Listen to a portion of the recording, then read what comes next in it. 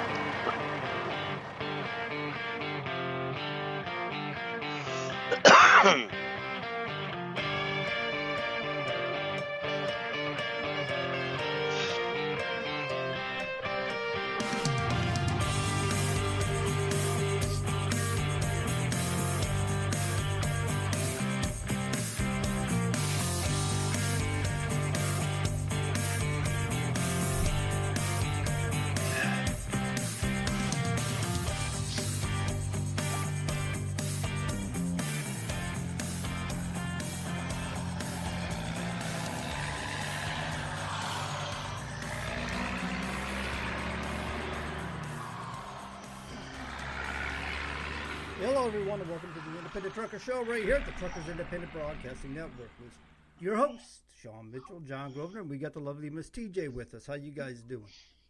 Hey, we're doing pretty good tonight. I'm just sad. I'm going through Oklahoma City tonight, John. You look like you're sitting in the back of your truck to me. You sure you're going through Oklahoma City? His dog is driving. That's such a wise ass. I'm trying out the autonomous thing. Oh, it ain't working out too good. I think he has his dog. So now I know how Starsky felt. Yeah, right. Starsky was the autonomous trucking company or manufacturer that went out of business, bankrupted themselves trying too hard. So we were supposed to have a guest, Brian Von D, come on. We're hoping he comes in here real soon. He had some things he wanted to talk about. We didn't get into details about what he wanted to talk about. He just said that he was the he worked with the organization of the Freedom Convoy in Canada, and he helped start the Freedom Convoy here in the United States, which I think turned into the People's Convoy. I'm not sure if that's the same organization or a different organization, but hopefully he'll come in here soon. So in the meantime, I guess we'll just shoot off the hip until we see him arrive. Sean, what are your thoughts on the People's Convoy, what's been going on and such? The positive side I have to this is I have to give them credit for the way they policed themselves last night. Apparently BLM and Antifa showed up, and well, the driver we all know, Leland Schmidt, he decided he wasn't going to have a part of that, and I have to give him credit on that. They're saying this is a people's convoy. This is for everyone. So for once, it's not I, me, chest bump, quoting Leland Schmidt. The downside I see to this is, and this is what I feel is important, is sooner or later you're going to have to specify what you're going to Washington for, just for government mandates and government control. So what do you think they should specify? That has not actually come out yet. If you go back and you look how Mike Farnham ran Black and Blue, he was very specific in what he said, what as drivers wanted. So far, all they're going is on the vaccine mandates that I'm hearing about, and they want their freedoms. Well, that's all good and fine, but you're going to, sooner or later, it's going to have to be specified exactly what you want. And they have yet to do that. That might be actually, I think it's a secret, isn't it? Something in favor. Well, what do you think they should put in there? I mean, we already know that they want the vaccine mandates dismissed. I feel the need to add in here. A lot of people are confused as they're listening to what's going on and following them some. What I got from them is they want to, on a federal level, they want to have the mandates revoked. And a lot of people are saying, and you're seeing this in the magazines too, they're saying, well, it's foolishness because it's on a state level. It's not on a federal level. Yeah. And that it's already happening. We already know February 1st it was announced that governors have told the president, we're done. We're fed up with it. We're done with it. We're not dealing with this horse crap anymore. We want an exit strategy. We want out of it. Okay, so that's well and fine. So we know the states now are changed their tune. They're going in a new direction. We're seeing restrictions lifted. It's awesome. On a federal level, what a lot of people don't understand, there are 2 executive orders still out there. One of which is federal employees and contractors of the federal government must be vaccinated or be tested in order to, I think it was vaccinated altogether, in order to contract with the United States government. And the other one is anybody from a foreign country coming into this country must be vaccinated or tested before they can come into this country. No. That's wrong. If it's not wrong. If you're an illegal alien, you do not need Oh, wow. Okay, I'll give you that. We'll go back to the illegals. And of course, that's really. Of course, that was Vice President Harris said, of course, they're not going to stay long. The illegals are just here for a quick visit. I mean, what? I got a notice just before the show tonight, and this goes a lot of what Tracy's just bringing up. Chuck Schumer is now asking that the immigration on the Trump era be dissolved now. Everything that Trump set up for immigration, he wants dissolved. So he wants everything revoked. You got it. Yeah. I will put that up on the TIBN's group page after the show. Well, what did we hear Biden say? The wall won't keep out the vaccine. Well, yeah, keeping people out will keep out the vaccine. The wall will help. It actually it's a proven fact that the wall within itself has been a great aid to keep people from just walking across into the country. Because even though they can climb the wall, they're still penetrating. What's happening is we have sensors there, and it's alerting the Border Patrol agents where people are penetrating the wall and giving them the ability to get there and apprehend them before they get into the country. And we need that because we need to vet people into this country. We can't just let people walk into the country willy-nilly. That's not going to work. There's a reason why we have immigration policies. Part of it is because of disease such as, I don't know, COVID-19 or measles or any other disease. About smallpox. Smallpox, yeah, that was a big one. And we've all had vaccinations, some of us, but we had to line up for first grade to get your smallpox and everything else. So. Yeah, we were. Well, those are proven vaccines, proven to work, and the problem is the vaccines that we're dealing with now aren't proven vaccines. They don't work. Polio was a big one too. Polio was, and the thing about polio is they used live cultures in polio when they made vaccines, so some people actually got polio from the vaccination process within itself. And that is the tyranny of forcing people to get vaccinated. Is it's against your will, it's against your choice, and if you get sick, oh, stinking well, it's on you. You know what I mean? There's nothing you can do about it at that point in time. You can't take it out of your system once you have it. Well, and that reminds me kind of like in the military during war. You're a casualty of war is what you are. Yeah. Yeah. So that now was another thing that was brought up. I don't know who that attorney, I know who she was that was running with them, that helped them start this organization. And I did hear at the beginning of this that our constitutional rights have been suspended. That was false. And also I heard that the emergency, what do they call it? Excuse me here for a second. Emergency Procedures Act, is that what they called it? Yeah. It doesn't exist. There is no Emergency Procedures Act. And the reason why I'm bringing this up is because I heard somebody else bring it up. I know they changed things in the website and stuff. I heard somebody else bring it up here yesterday about the Emergency Procedures Act or whatever they're calling it. And the thing of it is, there is no such thing as Emergency Procedures Act. And what we have is emergency procedures. We have, I know that's not the right word for it. I'm spacing on that. But the point is presidents have always had emergency procedures. They've always been able to exercise state of emergency. And many presidents have. We've seen Lincoln did it during Civil War. We've seen Roosevelt during World War II when he took Japanese folks and put them in concentration camps. He was exercising emergency procedures. And that was a suspension of constitutional rights when he did it. under emergency procedures, constitutional rights can be suspended. It doesn't mean that all of your rights are suspended. So there is no such thing as Emergency Procedures Act. What it is there's such thing as a National Emergencies Act. And that's the defining difference. The National Emergencies Act was created in the 1970s by a Democrat, by the way.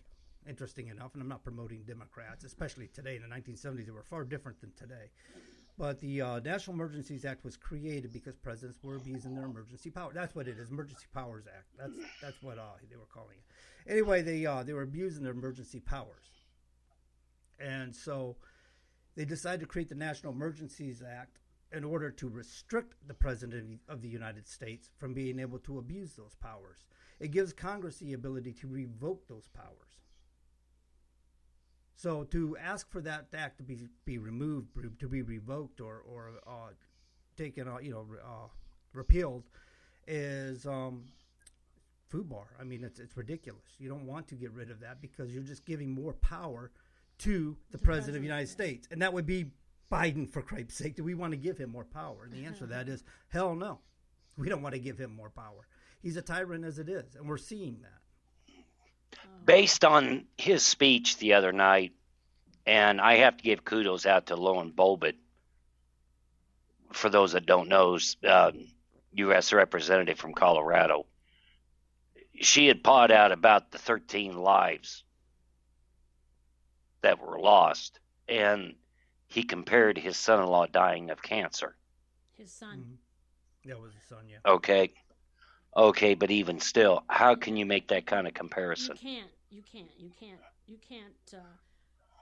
little someone's feelings about that. I mean, his son, it was a whole different thing. These other people were killed. They were serving us, and they were killed. I mean, to me, this sounds like another case of I, me.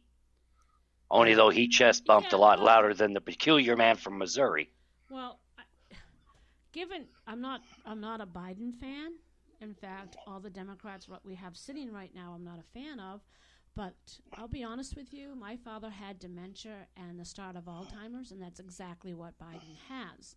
The sad part is, if I treated my father in that manner and put him on display, I would be arrested for adult abuse. Abuse of the elderly, yeah. Abuse of the elderly. You can't even Point well taken. And here we have him as our president, who really, just looking at him, you can tell he doesn't have a clue. So my question, I'm a person who always asks questions. I'm sure the convoy probably knows that by now. My question would be is who's actually running this country? Because who's ever running this country obviously isn't qualified. Not qualified to give... Oh, that's the Wicked Witch of the West. She's running it. She's my sister. I'm sure she can do a better job than what we have right now. Oh, I'm talking about the other Wicked Witch of the West, the imposter. Well, you're talking about Kamala? Kamala doesn't. They don't even bring her in the office. The one that I talk about is the one Nancy John Pelosi? knows I always joke about. I haven't seen anything good come out of San Francisco since Bill Cartwright, and Nancy Pelosi does not fit that bill. What's her name? Waters, all those people. You know, but exactly, they're not fit to be running our country. I think there should be a term limit. I think there should be an age limit. Not that I want to discriminate against elderly, but I think once you hit 80, it's time to relax. Go enjoy your life. I'll tell you, our president would probably like nothing more than to get on his little train, go home to his beach house, and sit on the beach and play with his dog. He's earned that. He's put his time in. It's time to walk away and go enjoy your life. And I got to tell you. Well, and this is what I keep saying about Nancy. She needs to go home and enjoy her exactly. grandkids. She does too, but maybe her grandkids don't want her. Ooh. But anyways. Did she try to bribe them with ice cream? I don't know. You could do that to Biden. But my point is a poor man. You know, I just feel terrible that he's in this position where he shouldn't be. And all these people, 30% of the people think he's doing great. He's got a 28 or 32% liking. Are you kidding me? Has he not seen what the rest of they hide everything from him. That man does not have a clue of anything that's going on. And I would like to know why I had sent a letter off to my senators, and I wanted, this was quite a while ago, why isn't Hunter Biden being arrested for child pornography? Now, if you had all that stuff on your laptop, child pornography, you would get arrested. You would have to register as a sex offender. But nope, nothing. They came after Trump's kids so hard, but Hunter, nothing. He's a drug addict. They have pictures of him with young women, young girls, not even women. So my understanding was when they raided Giuliani's house and asked for all the records on Trump, he pointed to a laptop and said, that belongs to Hunter Biden. Take that with you. Yeah. And they wouldn't even touch it. No, not at all. It's funny when you're well connected. Monkey Murray brought up CDC zombie protocol. I thought we'd, and by the way, Monkey Murray, that is TJ from the Witch's Yes, Brew. it is. We've been thinking about the brew. They've been talking. So anyway, the CDC protocol. I'm concerned. Yeah, right. Everybody gets scared. The CDC protocol that she's referring to is zombie preparedness, and this is coming from CDC.gov. Is CDC published Preparedness 101 Zombie Apocalypse to Public Health Matters blog in 2011. The post was an example of educational entertainment. It used a popular cultural reference to zombies to promote preparedness for different emergencies and disasters. The campaign is now retired. You can still learn how to prepare yourself and others by visiting the Prepare Your Health website. So I'm not sure exactly what that was all about, but I guess it was it's supposed to be a cultural reference to get people more interested in what the CDC has to say. I'm not sure. Well, the new report from the CDC is they've made a mistake on some of the numbers. Yeah, we already know that. Yeah, we didn't need to do a $1 million study to let us know that mistakes have been made. Shockwave. But they said that before, but then now you can't find it, right? No, they take it. Once they put it out there, they can take it right off because now they can legally say, yes, we disclose the information to the public, but it's only on for an hour or so. And that's legal. That's within their rights to do that. So if you don't catch it, you're not going to see it.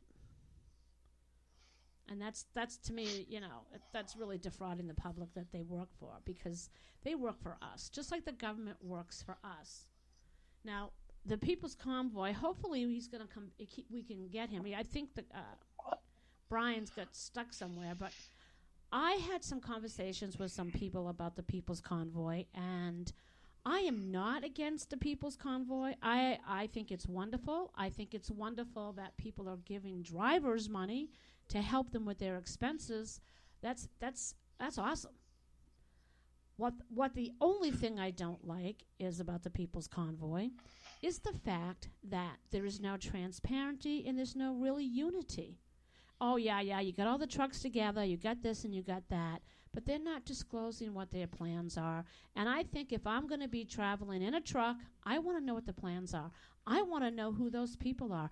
I want to know why Mike and Brian have security.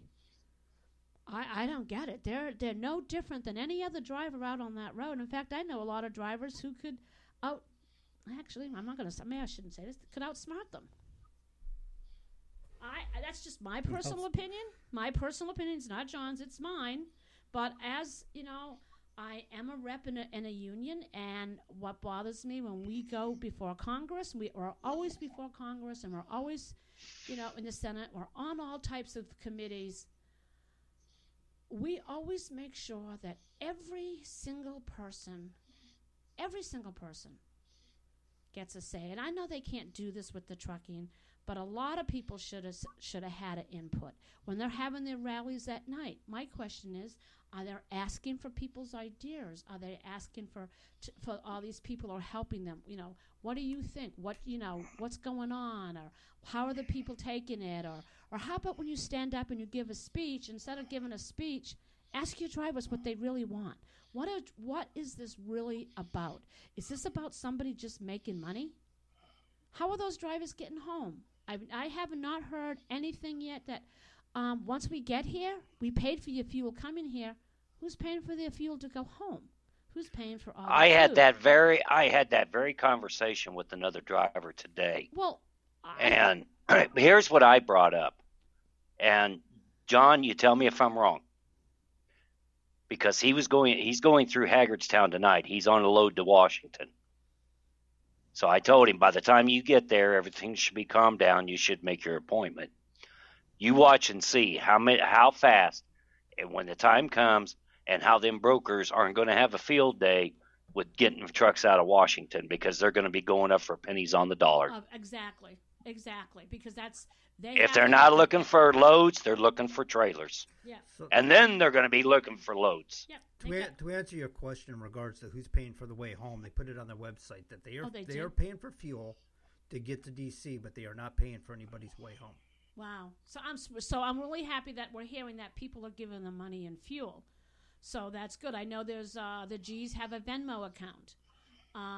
That's great. I just know myself, and I question this about money. When somebody starts these groups and they're asking other people for money, my question is, before I give anybody money, I want to see their setup. I want to see where if this is a 501c or whatever it's going to be, just like this convoy, you got $1.5 million. Let's see your payouts. What are you paying for security? What did you pay for that? What is it? They have a motorhome. Wow. Who are you paying? How much do you think this lawyer's going to make? This woman makes big bucks. Her paralegal is still with them. Paralegals make I know up here they start them at $90 an hour. So I mean, where's the transparency? Where is the thing to show the people, hey, this is what our expenses were. This is what fuel cost us. This is what we had to pay for food. Where's the itemized list so we can see? I know that when I'm going to go on a trip, we have a trip coming up, and if I wanted to go to, I think it's Texas this year for the big AFT convention or wherever, I have to give an itemized list of my expenses. If I'm flying, what's the plan? If I'm taking the train, whatever my expenses are, it all has to be. And when we go to the Union Hall once a month, we see the entire expenses of everything, and our people vote on it. And the other thing, when I was I was telling them, I wanted to know some questions, but no answers ever come. All I get was, well, if you're either with us or you're against us. I'm not against it. I think protesting is great. I was a protester all through the 70s, 80s for women's rights, and it wasn't like, putting the vagina around my head. We actually went to state houses and we complained about equal pay, equal rights, equal this and that, and we did a really good job. But you just brought up a good point. I'm all for that. I remember here in Hampton Beach, New Hampshire, women went topless in protest. Mm-hmm. Now, ladies, if you want to go to D.C. topless, by all means. I'm still having a picture. I don't want a picture with Tracy having a vagina on her head. Let's get past that. Well, I'm just saying. But when I don't know. I know. Gloria I'm just joking with you at the moment. I you should see the look I got. I protested with Gloria Steinem. I mean, we were fighting because why should a male spend $25,000 at the time for college, and I'm spending $25,000 for college. We both have the same degree. We both want to teach history. He makes $20,000 more than me a year. Why is that? But I mean, that was what the we point did with. But the point I was going to make is, and I have to look at this kind of like a few other guys would, as a military standpoint, and when you have a military thinking, they're going to keep certain things hid. Of course. Right now, they're only going to report to who they need to report to as far as the funds, what their next strategy to report is, and then they'll work it down the chain of command. That's just bullshit. And eventually it'll get out. But eventually it's going to come out. But and I have Sean, a feeling you can pick you can pick your generals, you can pick your colonels, you can pick people to follow. Who picked these two guys? Did you vote for them? Did anybody just say, hey, we're just going to get these two guys? Or are they being manipulated by somebody else? No, I think what's happened, yeah, and they've both been in the spotlight once before. I was not happy with two and masters. I think what's happened is they got picked to go again. Now, regardless if you like, dislike, or whatever the case might be, I'm not going to sit here and rail on what they're doing. But what I am going to say is this. they're going to come out with what they're doing in time. And sooner or later, as you just brought up, people are going to want answers, and they're going to have to come up with those answers, whether they want to or not. And Now, if somebody was to tell me, and as a matter of fact, somebody did tell me not too long ago, you're either with us or against us. Well, how about I just stay neutral, and then when something happens, you can bear that burden. That's the way I feel about it. Someone had asked me, and I said, I think it's great that they have this convoy. I think it's great. It's we the people. But I also know, being in a union that is one of the largest unions in this country, there's unity and there's transparency. And we pick our leaders. We have a choice. I don't like who the head of our thing is, and I voice my opinion, but I can voice my opinion.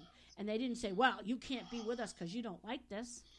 No, I mean, my whole thing is let people know something. Talk to people. But when you have security guards, and some people that I'm really good friends with had said, hey, they were friends with Brian and Mike, and they're not allowed to talk to them. What's that about? That's scary. That's isolation. Exactly. I see that as isolating them from their base. We do have somebody waiting to come in here. In regards to what you were saying about transparency and things, supposedly I've been hearing through the grapevine that BLM has tried to infiltrate, and Antifa's tried to infiltrate them out in Hagerstown. So they've had some issues with outside agents that have tried to do them wrong. And I got to give Brian a lot of credit. I do give Brian credit for a sense of leadership. He's pretty strong-willed, pretty strong-minded. He and Mike together work pretty good as a team. And they don't put up with some nonsense. We can get into that a little bit later with Lee Dundas. But let me get Jeremy in here. Oh, Jeremy. Hey, Jeremy, how you doing? Hi, Jeremy. I'm great. How are you, John? I'm good. So, what's going on with you, Jeremy? You got any thoughts on this topic? Well, I got a lot of thoughts on the topic. I don't know if everyone likes my views and opinions about it, but I'm not here to be, friends with everyone either. So, Jeremy, they don't like mine either. What was that? I said they don't like mine either because I ask questions and nobody answers me. Exactly, and that was one of the biggest problems with me is I asked questions, and the minute I started asking questions, I got kicked out of the Cool Kid Club. So every time I call Indiana and pop the question about John, all of a sudden nobody wants to talk to me. And John will tell you, I've been writing to my U.S. Senator. Why did you kick my man off the MIXAC board? Oh, well, we can't talk about that. Oh, we're going to talk about it. Well, I was working with a couple local senators here in Washington State, too, about getting access to running water bathrooms when we're at certain locations. And there was a bill, I got it all written down somewhere. I don't have it with me because I'm out and about today. But, and they were going to hear it in Congress and everything else here in my state. And they were also going to deal with some trucker parking and everything else in my state. And my fear is everything that's going on right now, if it doesn't end very well, anything that any of us have tried to actually get done is going to be null and void now because they're going to look at, look what they did. And that's my biggest fear right now. The end outcome. What is the end outcome? What is the ultimate goal? Sean and I have had to deal with that in the past when there's been trucking events and we were dealing with U.S. senators' offices and such, and we're trying to explain to them we're not associated, we're not affiliating with what you're seeing in the news. Yeah. And it can be very challenging sometimes because now they got to look it up and see what basically they will research you. They will look at your Facebook activity and stuff and see what you're doing. We have a women's group who has been down on a committee almost every other week working on truck parking, issues that women are having in driving. Desiree. And my comment when this first started, I had said, why didn't these guys call the heads of groups and all talk to everybody? Well, they're not going to call John because he knows all the ins and outs of everything. They're not going to call Desiree because she's down there. These are the people that have worked on this for the last 5, 10, 15 years. They don't even ask them. And I actually had a little squabble with somebody when I said, I think your husband should have been talked to about this too because he's been down there. He's been putting things out there. He's been studying. He's learning the laws. Nope. It's the same people. Now, I've watched these people. This is me. I am a lay person. I don't drive anymore. I teach. But I've been to 10-4 D.C. I've done all that. And nothing ever comes in. Oh, we got to go in the White House. Yeah, they blow smoke up your ass because nothing got done. It doesn't work now, to go Jeremy, to D.C. You need to go to your state house and you need your governors. Jeremy, 100% there. Let's you and I compare some notes here briefly. Now, I've got relation out in Washington State. Is it true I'm hearing you cannot go to any public facility without either a vax card or test? In King County, that was mandatory in the King County area in Washington State, not statewide. Up until the 12th now, our governor came out and rechanged the date. It was originally March 21st that you could take your mask off or your muzzle and enter a public place without a mask on. He changed that because of the science told him that we can now do it on the 12th. So right now, currently, for the next week and a half, if you're to enter a public place in Washington State, you're required to wear a mask still. Well, that's what I'm saying. Going to D.C. isn't going to change the senators or your governor in Washington, in Washington State. Yeah, and that comes back to the 10th Amendment, because the 10th Amendment states that the states have the power over the federal government, and the federal government can't tell the states what to do on a certain extent, and the states, control what the federal government does. Well, it's all written in there. I don't have it all in front of me. Exactly. But but you're absolutely right, Jeremy. Our governor got rid of all the mandates and all the masks. Done. We're all done. State of New Hampshire's done. So some people, he left it up to some people. Now, just case in point, I was in the hospital a few weeks ago. My doctor came in, didn't have a mask on. He didn't take the vax because of his religious belief. I can't take it because I'm allergic to it. There's just so many things that are going on, and I had another doctor in there, and he said he's treating just as many vaxxed as unvaxxed. So this whole getting people do this, forcing people to do stuff is crazy. But my thing is, I had told somebody about the convoy, shut down the southern border. Go to the governors. Go to your governor. Go to your state house. Bring your trucks to the state house. Sit outside your state houses. They're going to notice you because it's small areas. You know it. If you ever go to your state capital, they're small. There's not a whole lot of wiggle room. You can block those guys right up. But I don't know. D.C., I don't know. I hope it works because, like you said, I know. If it doesn't work. Go ahead. If it doesn't work, it's going to make drivers look terrible. Oh, great. Well, now, as I know in Indiana, Governor Holcomb has went ahead and restricted all. He's lifted a lot of the mandates. He's ready to move on. And he's pretty much just said this is the way it's going to be now. If you choose to wear it, you choose to wear it. If not, then that's up to you. I know the state of Utah, they just now open it up wide open, that they're doing the same thing. As I keep in touch with former state senator Kim Coleman. So a lot of these states are doing like John was talking about earlier. They're at the point they're saying enough's enough. Yeah, well, the governors went down to D.C. and told the administration, we've had enough. We're opening our states. We need to get people back to work. And, that was another thing. I don't know if anybody knows, but you see all these places that are desperate for workers. Before COVID, there wasn't that many jobs. And now there's so many jobs. What happened to all those people? McDonald's is paying $16 an hour to work for them now. Well, up here they get $15 an hour to start, and they get $1,000 sign-on bonus for the $500 after 30 days, and after 60 days the other $500. Damn, I'm going to go to work for McDonald's. I can slug a burger. I'm telling you, it's easier than putting up with kids. Oh, man. And then I'd have to bring John 3 hamburgers home every day. But I have to go. I am going back to the work for the first time since December 23rd. But Jeremy, it was nice talking with you, and You know, I hope people don't realize I'm not against Well, the before you convoy, take, I want to roll back. I want to roll back to what you were saying of getting in touch with other group leaders, yes. and why they did not. I was in talks with Brian, Mike, Trucker G, all the big names that are over there in a group thread on my phone currently, because I did open the Stop the Tires page and wanted to find out what the end goal was. And my biggest question every time was, what's the end goal? And, you know, could we do this another way?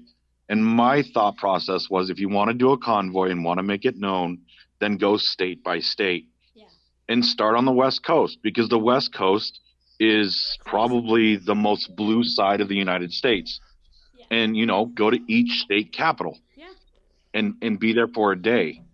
And when I started asking questions, that's when it kind of went AWOL, you know, because they saw what happened in Canada and they wanted to do that here, even though DC is really not going to be able to help them. No, I know. So they did.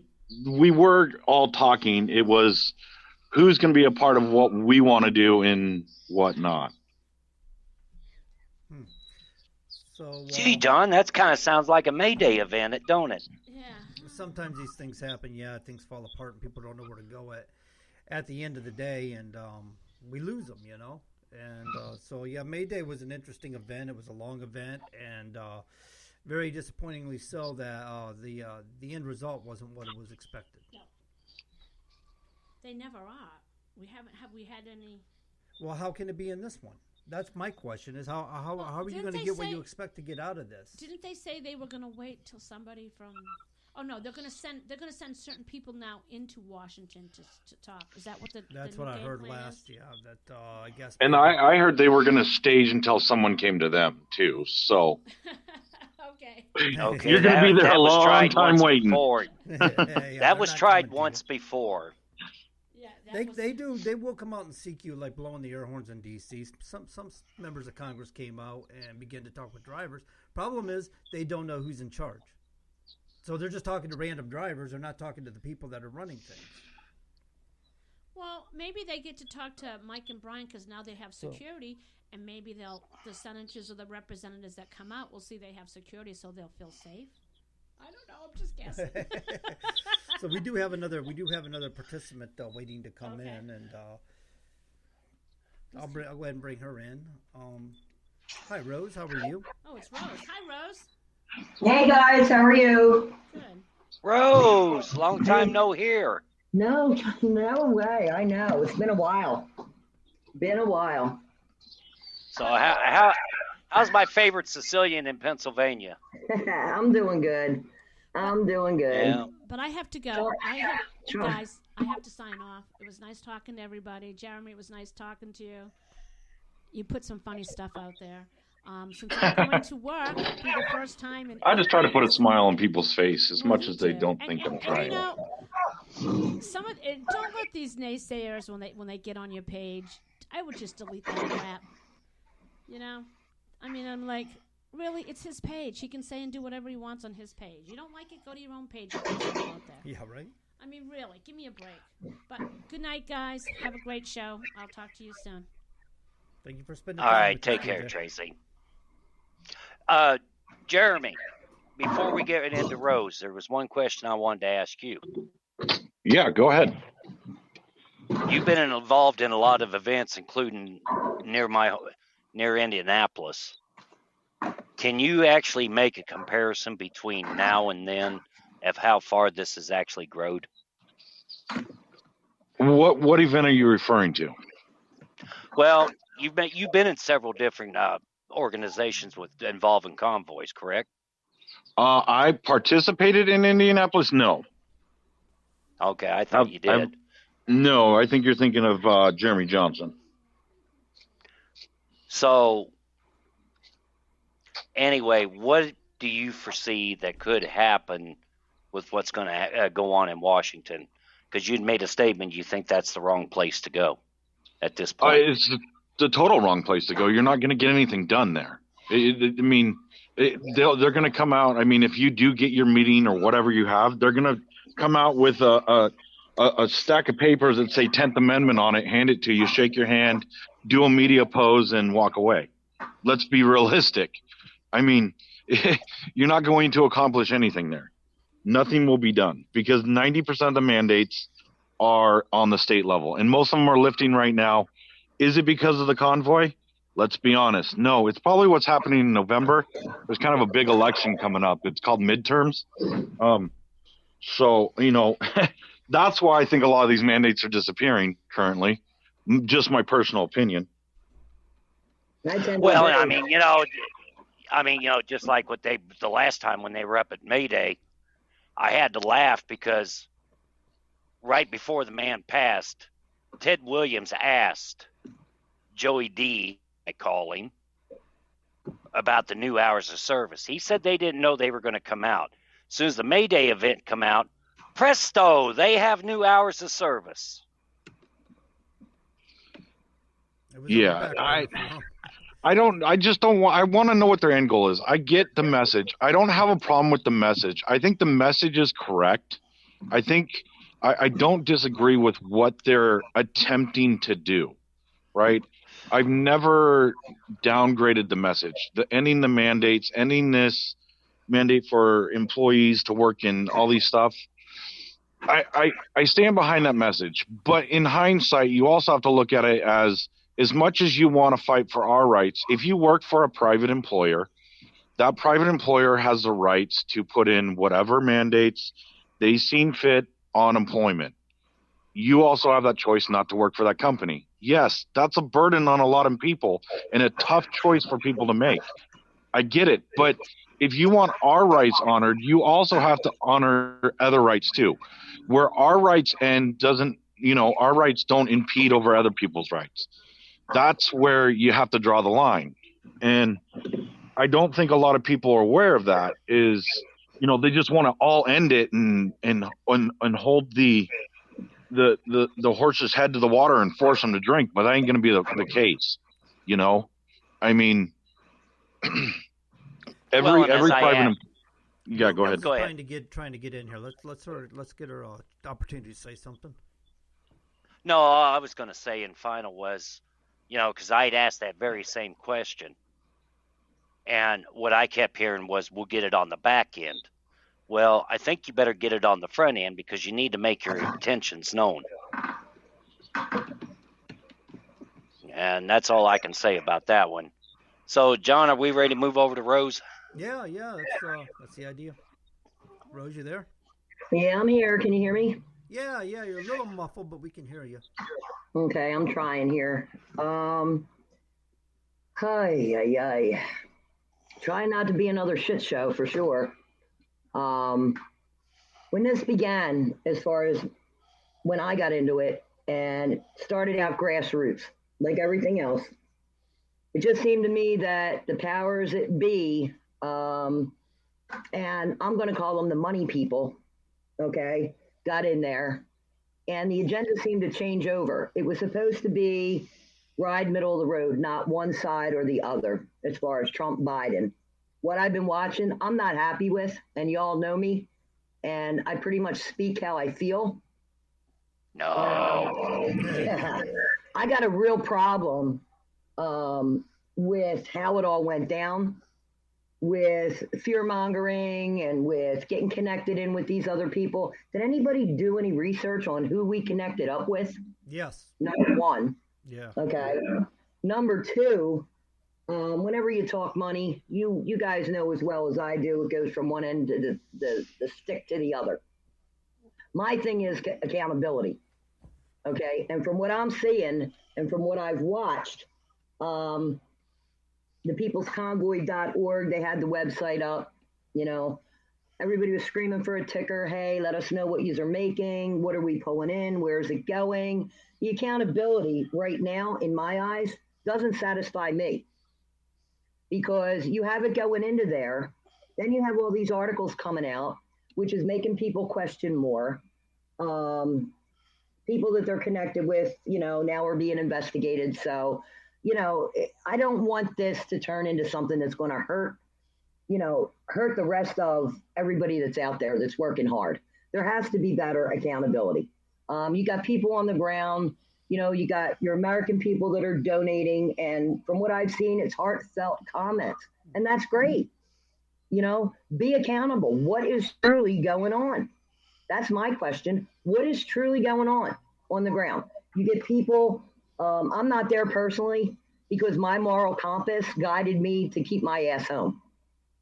And I'm forefront and pretty much, and I will support everybody. But this right now, without my questions being given solid answers, I'm sitting this one out, guys. I'm sitting it out. Well, it sounds like you and Jeremy are on the same page. I've never been like that, and I've always screamed and hollered. Well, I've screamed and hollered since I had a foot in the door with this stuff. I didn't like it. I voiced my opinion. I got mad. I screamed. I hollered. I got candy-coated answers. I'm sorry. I'm not going to sit here and basically bust my ass and push people to do something when I'm not getting the answers that I need, that I can give genuine answers to somebody else.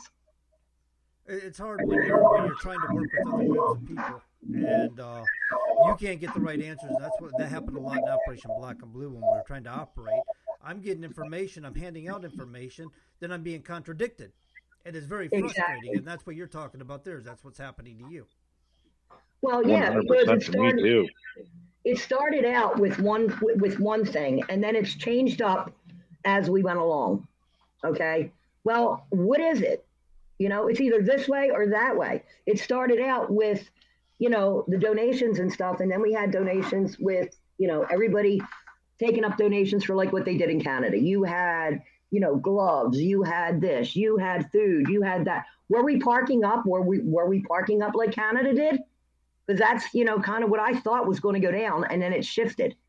So now we got all these tractor trailer loads of goods, and I'm going to keep it real, and I don't really give a rat's ass who gets mad at me and who don't at this point, okay? Because that's where you've all got me, not you guys, but that's where I am with my questions. Mm-hmm. You got tractor trailer loads coming down. Where are they going?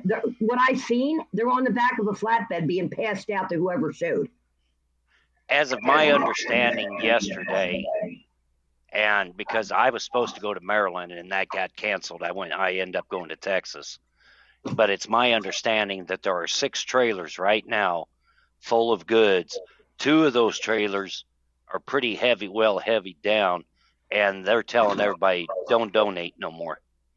Correct. I heard the same thing. How can you keep taking donations from all over when you're not coordinated up to have them picked up? That's a big logistical feat.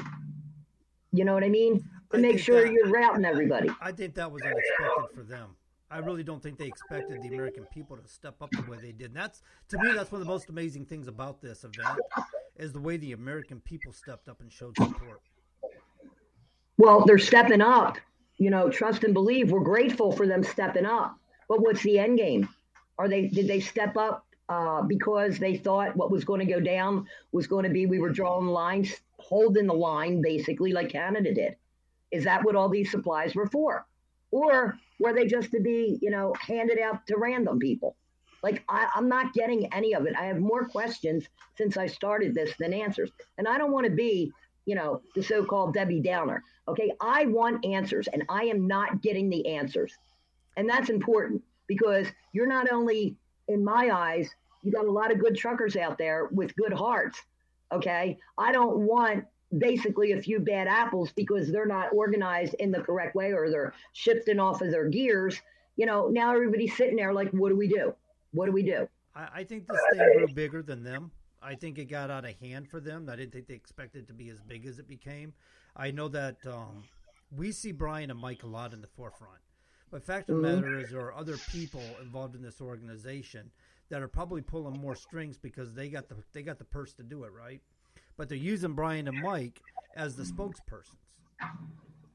So if this goes down bad, it's Brian and Mike that look bad. The other guys just kind of slink away. This is a peculiar man from Missouri strategy, right? So if your lead guys fall, I don't fall with them. I agree, and that's where I think it went off course because, like I said, it started out as a grassroots effort. these guys that came in, this entity that came in, I don't know them from a can of peas. And from what I've been seeing, now we got the lawyer stepping off, okay, but yet her paralegal's still on, okay. What happened there? There's no answers for what happened there. Wow, And I'm reading. I can tell you exactly no. why she's not there. She's being investigated now for January 1st. Now we got feds involved. We got these people embedded in. It's a, oh God. Okay, so this goes back to the research you were talking about, okay?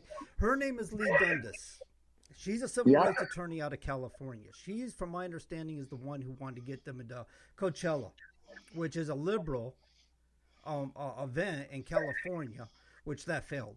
So Lee Dundas is wanted to be questioned by the FBI for her role in the January 6th event. She was there rallying people up. She was there plucking at people's emotional heartstrings and getting them riled up before they went into the Capitol building. Basically, she's directing them, and she actually went as far as to say in her speech to them that you would be well within your rights to pull these people out, meaning members of Congress, for treason and shoot them or hang them. That was her words. I'm paraphrasing a little bit here, but that's basically her words. This is the type of stuff she did, and she got people so emotionally charged, and they're going into the Capitol building and tearing stuff up. And now these guys are in jail for 4.5 years, while she wandered around free.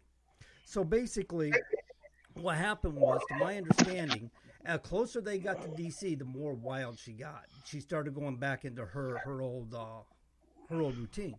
And she's trying to rile these guys up. And Brian, to his credit, stepped up and said, you know what? You need to go. And but yet, though, Brian covered it on TikTok this morning by saying she had she had to go see some family and get some things taken care of at home. I'm just not giving it to him.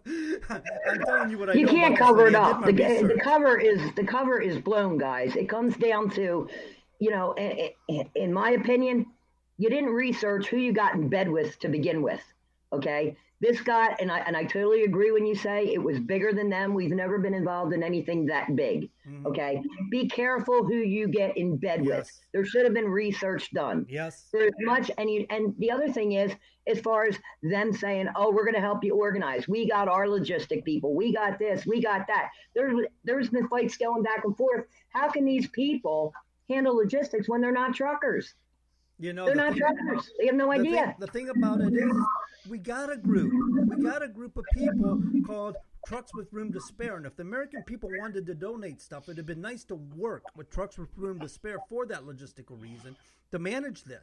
Anything left over could have went for a good cause. If there's residual stuff like food items and things like that, it could have went for a good cause. John, you just went there and you did it. And I'm going to say this. You love Trucks with Room to Spare. I know you do. Trucks with Room to Spare is one of the best organizations I've seen. Shelley Conway has done a terrific job with this.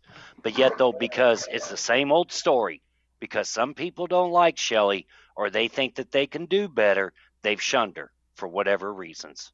It goes back to exactly hit the nail on the head, the ego bullshit. Okay, instead of everybody, you want to create something this big. I'm sorry, it's not just going to be one convoy. When these people came in, okay, to help, nobody reached out to any of the other groups until it was too late. By that point, some of these other groups had already established they were going to do something.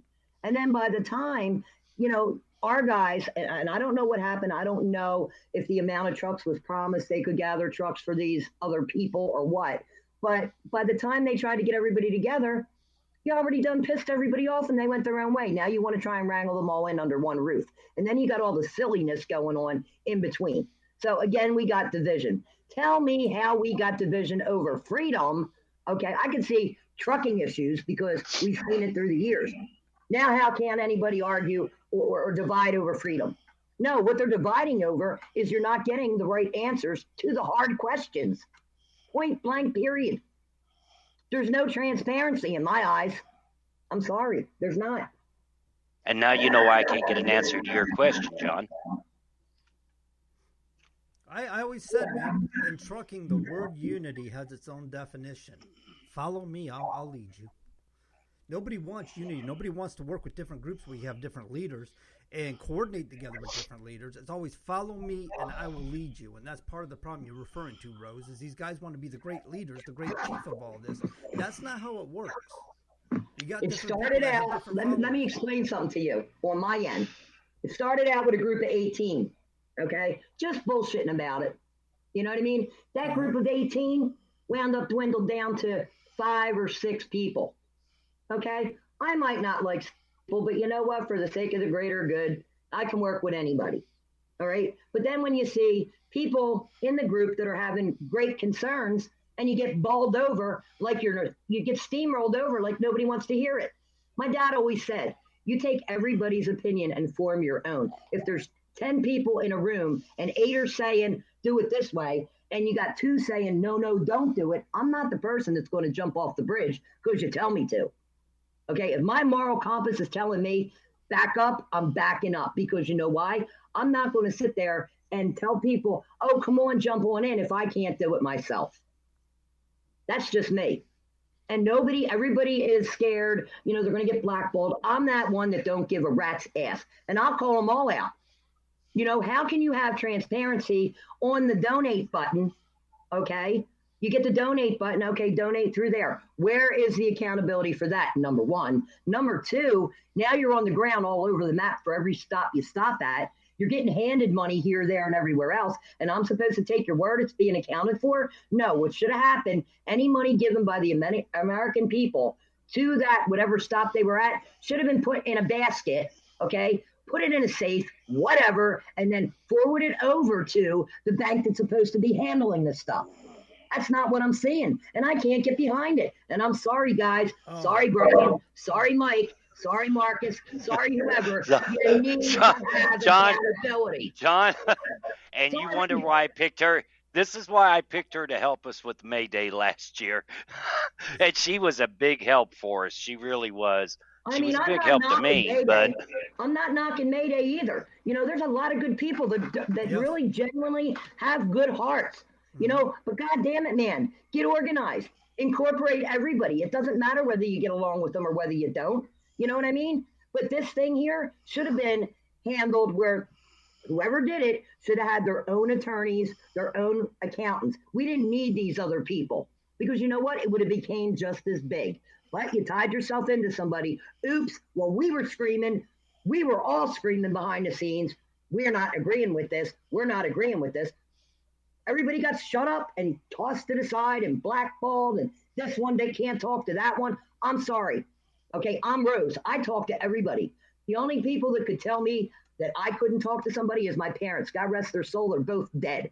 But you're not going to sit there like a dictator, banging your fist telling me what I got to do. No, sorry, wrong. Is that why we got blackballed, John? Because we tell the truth? No, people don't. I'm so hot right now. I'm so hot right now. A fire hose wouldn't put me out. Well, all you got to do is ask questions too, and it'll get you hot. You ask questions to the wrong people over there. I was about ready to tell you, Rose, you might want to settle down that Dago temper for a minute. Oh, no, I'm good. Trust me, I'm good. Well, she's right. She's 100% because, Oh, yeah, I know. Everyone was willing to help. And that's, like John said earlier, that's one good thing that has come by this, is the American people want to step up and help and everything else. And even when I was part of the cool kid tree, as I like to put it, and I go, hey, I'm up here in the Northwest. Don't forget about the Northwest. What can I do to help? What can I do to organize from my area and come across and meet up? And they said, we got it handled. I go, okay, got me handled. I'll let you handle it then. Let me know if you need anything. I've got 70,000 members in Stop the Tires that I can get this information out to. Just let me know, and I will get it out there. And they couldn't even communicate back with me. And if you asked a question and questioned anything that they wanted to do, you were kicked out immediately. And it was really frustrating. This is another group that I'm starting to think about it, and I think it had BSM in it. Well, I'll be honest with you. There was members from BSM that were part of this too. I've got the group thread. I don't want to do it, but I'll screen record the whole thing and put it in a video and post it out there if people want to see it. But that's not how I'm going to be. No, we had a former co-host that actually got the BSM threat, and he threatened them by telling them to come on the show, but I never seen that happen. So, Rose, you're not doing nothing right now with it. You're just... I'm basically, like I said, Chris Young has been doing a great job with the website. She's been trying to keep middle of the road with everything, keeping the trolls out and stuff like that. I can totally back her for everything she's doing on that end as far as the Facebook end of it.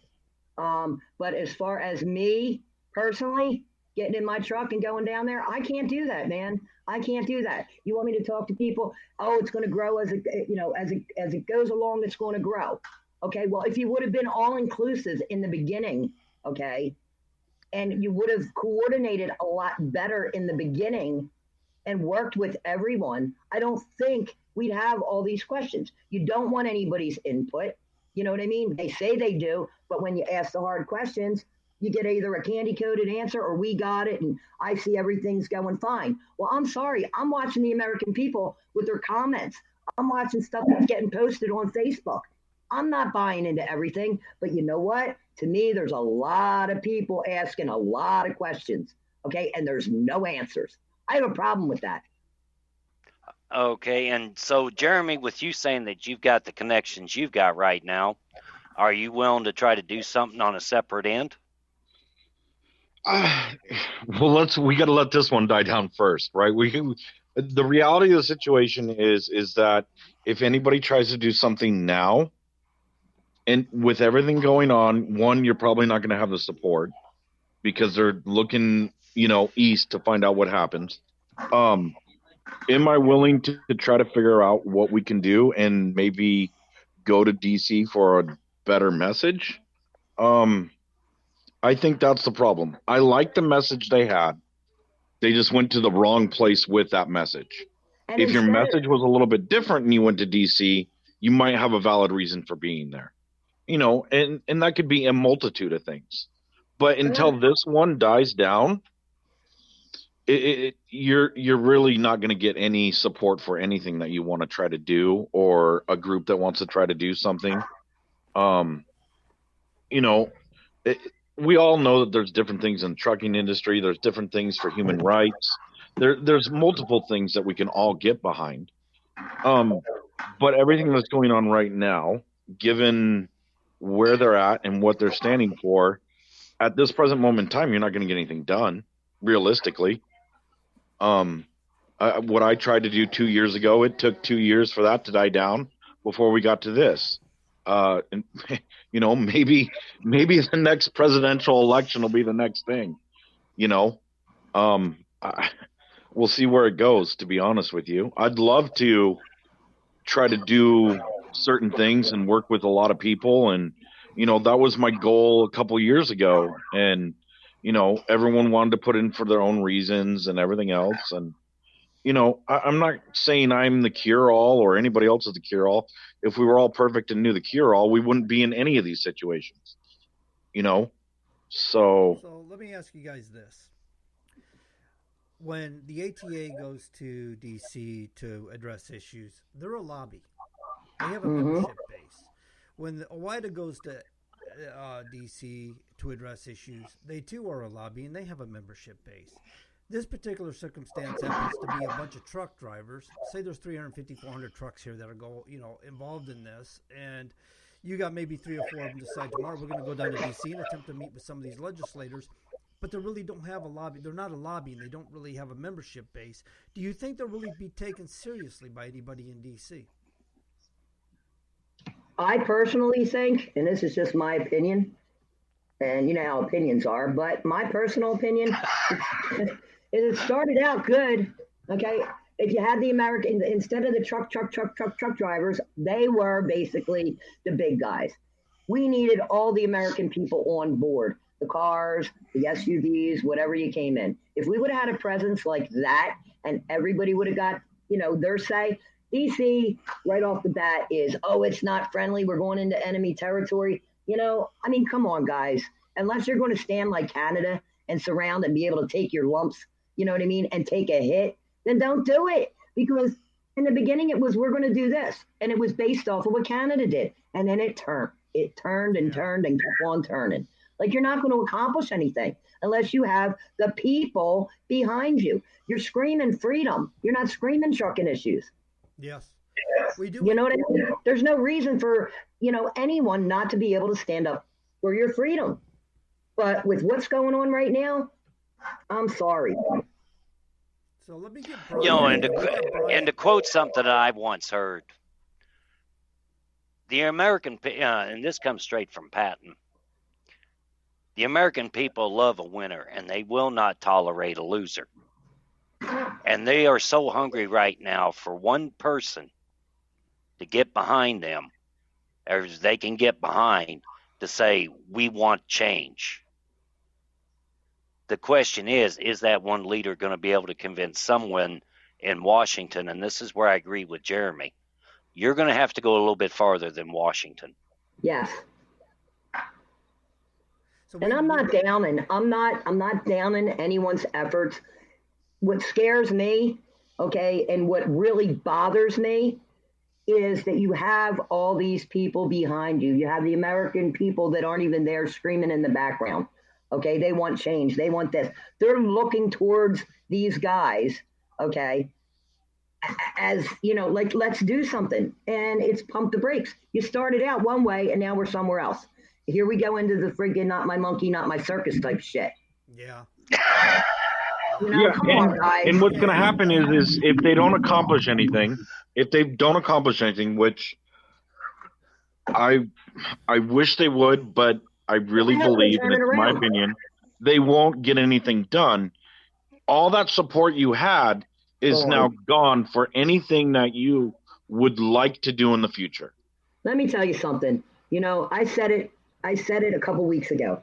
Okay, if you made a mistake and you got in bed with the wrong people, I'd have a lot more respect for somebody that stands up and makes a statement saying, you know what, guys, our bad, we screwed up, we listened to these people, this is what happened, how do we turn it around? I'm not seeing none of it. And I am hot. I am more than hot. All right, guys. So who do you think? I guess my question would be then. In that group, then the organizers behind it all, who would actually take accountability? Are one of them going to stand up and say, "Hey, you know what? We screwed up here." Do you think any one of them, let's be honest, have the balls to do it? Let me tell you something, okay? You guys know me. Sean and John know me.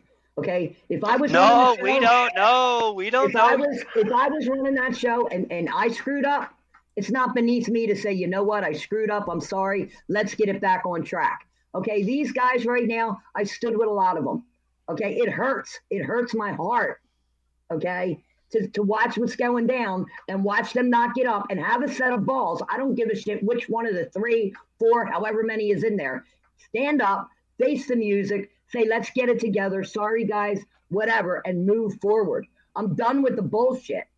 Like, the American people and the rest of the truckers out there, okay, that have heart, apologize, move on, do what you got to do, get it back on track. Don't make the rest of these good people look like assholes.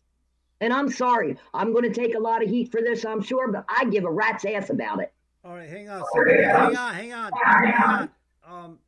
I added Brian in now. We gotta get with Brian. He's supposed to be our guest here, and for the evening. And Brian, you were we brought you in because you were part of the beginning of this, if I remember correctly. As far as organizing, you participated if I'm not misunderstanding, you participated in the Canadian organization of it, and then transitioned into the U.S. So, would you like to elaborate on that?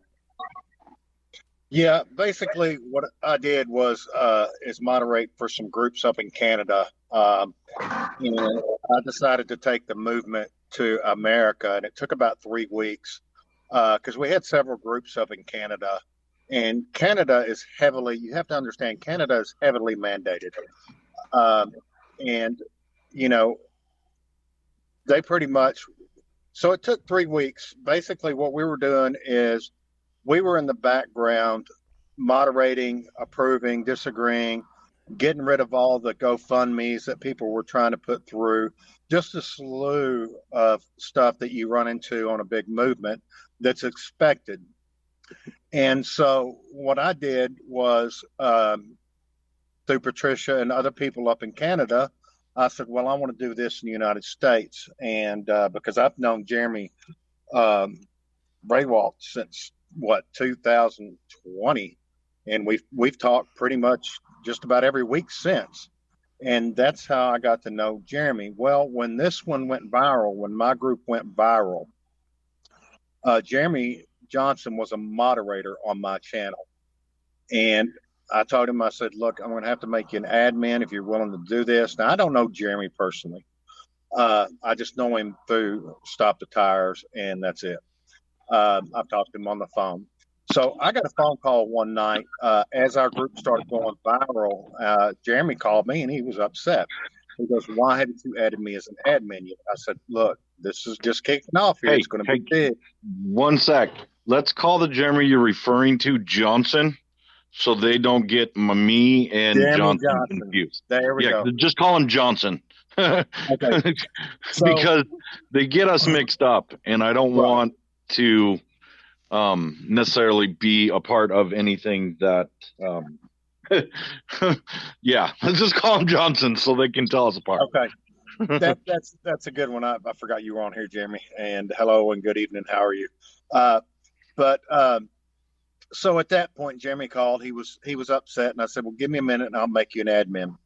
And so I made him an admin. I was the original organizer from Convoy to DC 2022. And our group started growing within a few days. Jeremy came on. Johnson came on. Johnson came on. I brought him in as an admin. And then he brought all the other people in. Brian Browsey, Mike Landis, and a few other ones. I've got the names. Just a bunch of people. And so immediately I got a phone call, and it was a tug of war already. Either you step up to the plate, or we're going to do this, or we're going to do that. Now let me take it back a notch. Right after I brought Jeremy on, there was another group on Telegram that had been trying to penetrate the Canadian group, and their group on Telegram was called Convoy to Ottawa to DC. And I got on their thing because they mentioned Convoy to DC 2022. Well, that's not my group. So I got on there and I put, this is my group. We're not a part of this group. And for some reason, immediately the slander started, and he's a bad player started. And they said, we have GoFundMe's up and stuff like that now. And that I showed, and Jeremy and Brian Browsey, he called me with Johnson, and he called me with Jeremy Johnson. And who else was on the phone? I think that old cat up in New York State, James what's his last name? Ambrosino. There we go. And they called me, and they were trying to figure out what was going on. And I told them I didn't know what was going on, but I had found the screenshots. And then people started sending me the screenshots about what was going on. And so we found out that we had some bad players in Texas, and we logged their IP addresses, and we tracked them down to Freedom Fighters Liberty Radio, something to that nature. And we even tracked the girl down and some of the admins and moderators. So, and at that point, stuff started going shady. And by all means, with all due respect for everybody, I'm gonna burn some bridges, but but then again, you'll understand why those bridges are burnt. But you better know how to swim, because I'm fixing to call a few people out. After that conversation, it was like, what is our mission statement? What is our mission statement? Then The next phone call was I looked at my messages, and Stephanie from Fox News in Staten Island had sent me a message to contact her to be on the Sean Hannity show. Well, I didn't want to do the news until the very end because in the background, I am watching D.C. I just watched Biden come out on the news, and it doesn't matter which administration it was, doesn't matter, who was in presidency, that the Supreme Court had already ruled. But my thing was that the current administration in D.C. had not acknowledged that. But during this time, they came out and acknowledged that and said it will be taken off the federal registry. Okay, so, now we've got all those mandates gone. There's only a handful left with the federal government at that point. And now it became a state deal. So while all the logistics were being worked out, you can kind of get the feeling when you're trying to get pushed out of a movement, okay? Come to find out, when I called Jeremy, and Jeremy Johnson, I called him, and he was on a phone. He was on the phone with a guy named Dallas Davis, which I don't believe that's his real name, and I can't say anything further than that as of right now. But what he did, Jeremy said, "Hey, this is Dallas. He's going to help us get the group back." This is the day the group got shut down. And so he come on and said, "This guy's going to help us." Now, I thought he was one of the drivers because it was so unorganized that when you got on this phone conversation on this group chat, they were randomly having these group chats. So, I was the original organizer. It was going to go my way or I was going to bail. Now, what made it shady was Jeremy said he had to go, and he said, "This guy's going to help us get back on track," or whatever. I thought he was a driver. Well, during that time, we talked for a few minutes, and he said, "Well, we've got something set up. Text this number, text convoy to this number." And that's when I started seeing shady hit the fan. And so I didn't pay attention to it much. And then I called back later about something, and he said, "Well, once you add me as a moderator to the group, and I'll have to use my wife's name." And so I didn't have my glasses on. I'm on a laptop. I don't use a laptop much. And so I hit admin. And because I had made a group the day prior to the group going down, okay, because the group was already in the red zone to be shut down. We had nobody moderating the group hardly at all. So it was me moderating over 100,000 people and trying to get with these guys that Jeremy brought on, including Jeremy. Jeremy Johnson. I could barely even get a hold of Jeremy Johnson. And then when I did, he didn't want to talk about it. But what made this night, the night that the group got shut down, I was made aware of that Johnson had posted a live video by numerous sources that could have been highly taken as a threat to the government. And within 30 minutes, the group was wiped out. After that, 30 minutes to an hour, the group was completely shut down, gone, along with my personal page and whoever was an admin on our page. Their personal accounts were wiped out now. And so I had made that, and I already had a backup page, and I already had a backup group, the Restart group, Convoy to DC 2022 Restart.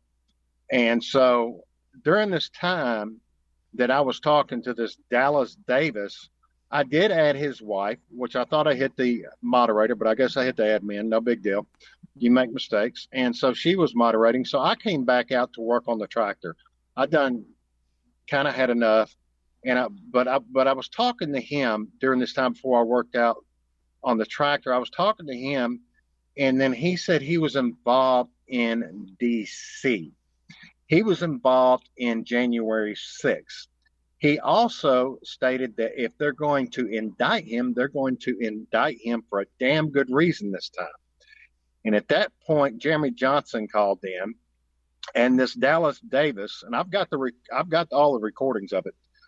Got Jeremy Johnson a Facebook page open with 10 Proton emails, and I said I got to go. So I went back out to the shop and started working, just trying to get a breath of fresh air, because I'm having to realize that now I'm getting a lot of intel and a lot of detailed information of some bad players over in this other group that was on Telegram that was gaining speed quick up to 9,000 people at that point. And this was the group I was telling you about that was doing the slandering and the bad part, saying that I have fundraisers up, which I never did. So that doesn't bother me. So after that, I'm doing some thinking, and I'm thinking, you know what? Something is not right here. Something is not right. Well, I got a phone call from an undisclosed source that stated that some of the people that were moderators in my group that Johnson had brought on were also a part of that other group, and that other group had tried to get theirs going before my group went viral. Now, fast forward later that night, I get a text message from Rose. Who was that, Rose? Which text message are you talking about? That night y'all called me, and he called you. I was on the phone when you and him got into that yelling match, and I couldn't make sense of hide nor hair of what was going on. Well, when we talked that night, who was Thanks, that? kid. When I had that conversation with you, I had Chris on the line. Okay, Chris asked if I had I think it was Chris. What's his last name? Oh, no. I'm talking about the second conversation. I don't know who was on the line when Jeremy and you were on the line. Okay, no. When I was not. I didn't know who was. There were so many people yelling and yada yada. I lost track. This was the night that everybody was asking me who Stephanie was. This is Dallas Davis's wife, and I didn't pay attention. And I got the text message. Do you have a minute? Can you call, or vice versa? So I called. That might have been Dan Coors. It was Dan Coors. Dan Coors texted me and said, "You got a minute?" And he said, "Man, who is Stephanie?" Well, I'm thinking I asked who Stephanie was too right away. What? Sorry, now the plot thickens. Okay, I asked who Stephanie was too right away. Yes, and I was the one that pointed out. I was one of the ones that messaged Brian Von D about Johnson's live video that he did prior to the group getting shut down. I go, you need to go watch this now and get it removed off there. Because at that time on that page, I was not a moderator or an admin or any shorts on that current page. And I go, you need to get on there and do something about this video that Johnson had just put up. And don't get me wrong. Johnson is a guy that speaks from his heart. He has right intentions. He just sometimes gets a little bit overwhelmed, I think. I agree. And I think the one thing that you kind of passed over, Brian, was before the group got shut down, that was also the night that Brian Brazzi was supposed to do Hannity. And the reason Brian Brazzi is the face of the organization that's going on right now is because he wanted to step up and do the media hit.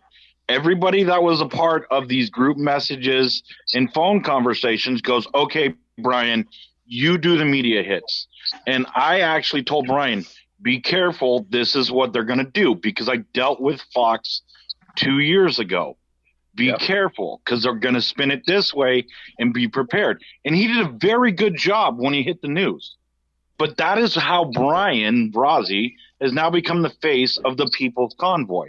Brian Brazzi wasn't even part of the main planning of the convoy from the get-go. The only reason he's been jumped to the front and pro center is because he's the one that did the news hits. Mike Landis and him are friends from high school. Mike Landis has connections, has done a lot for the trucking industry, has done a lot himself, and more power to him.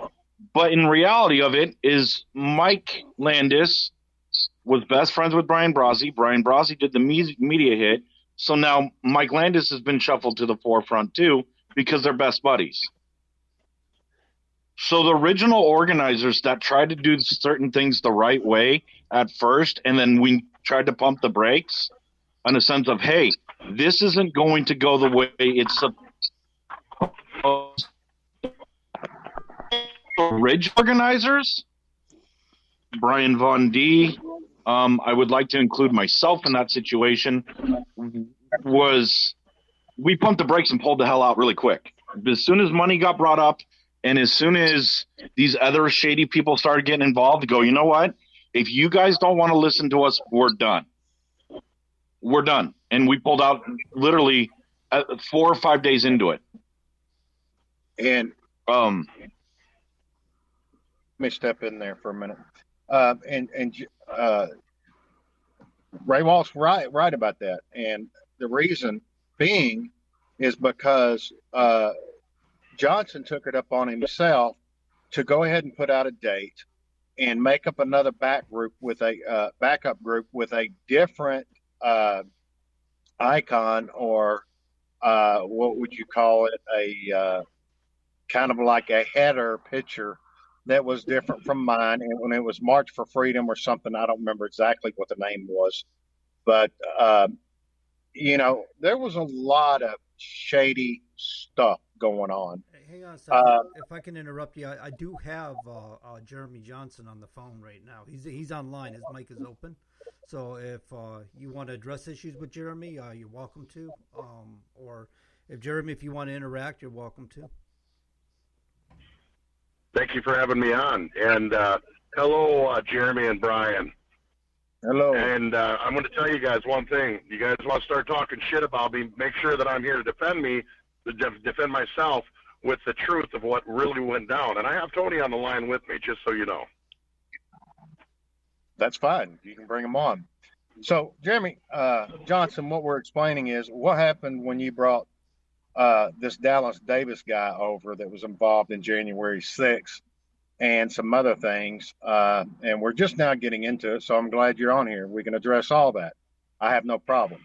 Okay. I never brought him on, number one. I typed in the messaging, our messenger. We had a big group messenger. I typed in there, I just got, this guy got a hold of me and said that he was at January 6th and he could tell me how Antifa works. And I put on there, this guy wants to be involved on the messenger. I didn't say he is involved. I didn't say anything. I just said this is what he said to me.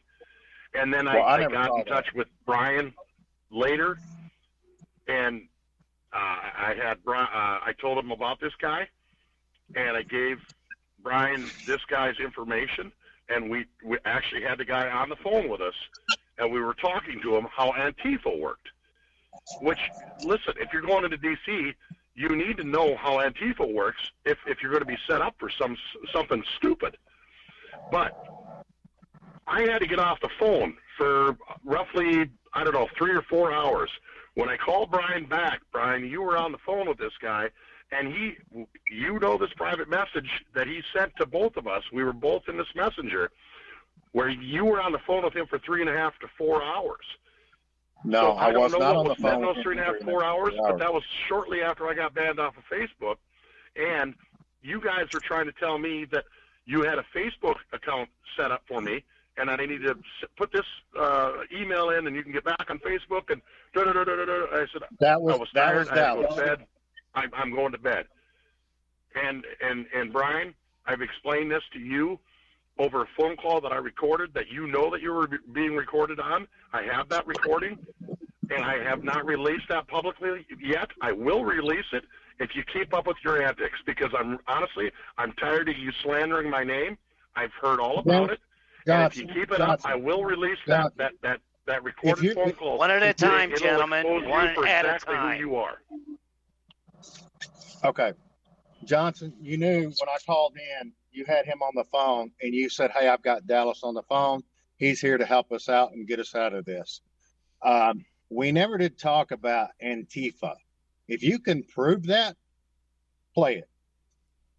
All I was in the understanding of is that this guy is part of this, and I thought the way it was taken that he was one of the drivers from the group. I didn't know this was somebody that allegedly you just brought on. Now, and the only conversation that I had with him in the beginning was the one I just talked about that you were listening to, is the fact that he was talking about the text convoy to DC, da da da da da. And then he had mentioned something later on about being involved in January 6th. And if he's going back, he's going to be indicted for a reason. I had gotten off the phone and I had called back for a reason. Okay. And then you called me. So that was the second phone call.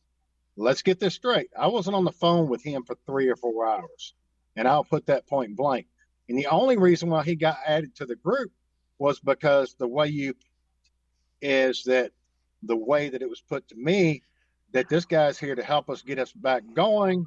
And me thinking he's a driver and not some third party that we don't know. Maybe you didn't know him. I don't know. I never added him to the group, Brian. You did. Hold on. You made him a moderator and admin. I never added him. He did cover that, Jeremy, prior to your coming here. He did say he did that. Okay. So what the thing is, Brian, is you denied you talking to him on that live that phone call that I recorded. You denied on there that you even talked to him the second time. I've got that all recorded, Brian. No, I didn't. You got mad. Cannot sit here on here now and deny that you didn't talk to him. But now you're admitting that you did. If I can interrupt for a second, are we getting into a he said, she said sort of thing, or I mean, I don't know. I have not released this phone call I had with Brian yet. Numerous people have heard it, but I've kept it on the down low just for the simple fact I needed to have that to back me up because of Brian's accusations toward me. He accused me of being in this for financial gain when all along I've told him I didn't want to be involved with any fundraising. And the second fact is that he was trying to set up fundraising, and Tony's on the phone with me, and he can verify this because he was on the phone call. Johnson. When he told us that he'd been Johnson and Brian, hold on a minute. Hold on. That I needed to take care of things. And then we find out later that the financing that he was trying to get up and running was through his girlfriend's accountant firm. And dude, it is so shady. Everything that has happened prior to everything was because of your shadiness, Brian. And that's the honest to God's truth. And if you're going to take responsibility for it, brother, let me address some of those things both of you guys said. 1 minute. Let me address both those things you said. Okay, Johnson, I haven't said anything about you that I haven't talked to you personally about, and I think, oh gosh, Coors was on the phone about the video that was addressed here a couple minutes ago before you were on. I don't know if you heard it, and I did reach out to Brian Von D. Said, hey, that video can be misconstrued, and I even told you on the phone personally that video can be misconstrued. Now, that doesn't mean that you weren't right saying what you said. I was just, and I've addressed that with you personally. I want to make that clear first. Second, I have also heard you, Johnson, also take the same stand I do when it comes to funding. Now, the other conversations you guys had with this other man, I wasn't a part of. But I know Johnson from the get-go and myself, anytime Johnson and I have worked together on any situation, I will stand for Johnson in the sense of him and I are both the same way. If people want to donate to us with their own card, with their own, you know what I mean? We've never been, I know Johnson and myself have never wanted to be one of the ones that ever asked for a donate button, broad spectrum for everybody. I will vouch for Jeremy Johnson on that one. I can vouch. Now, I can vouch for Jeremy Johnson. I can vouch for Jeremy Johnson. Brian was trying.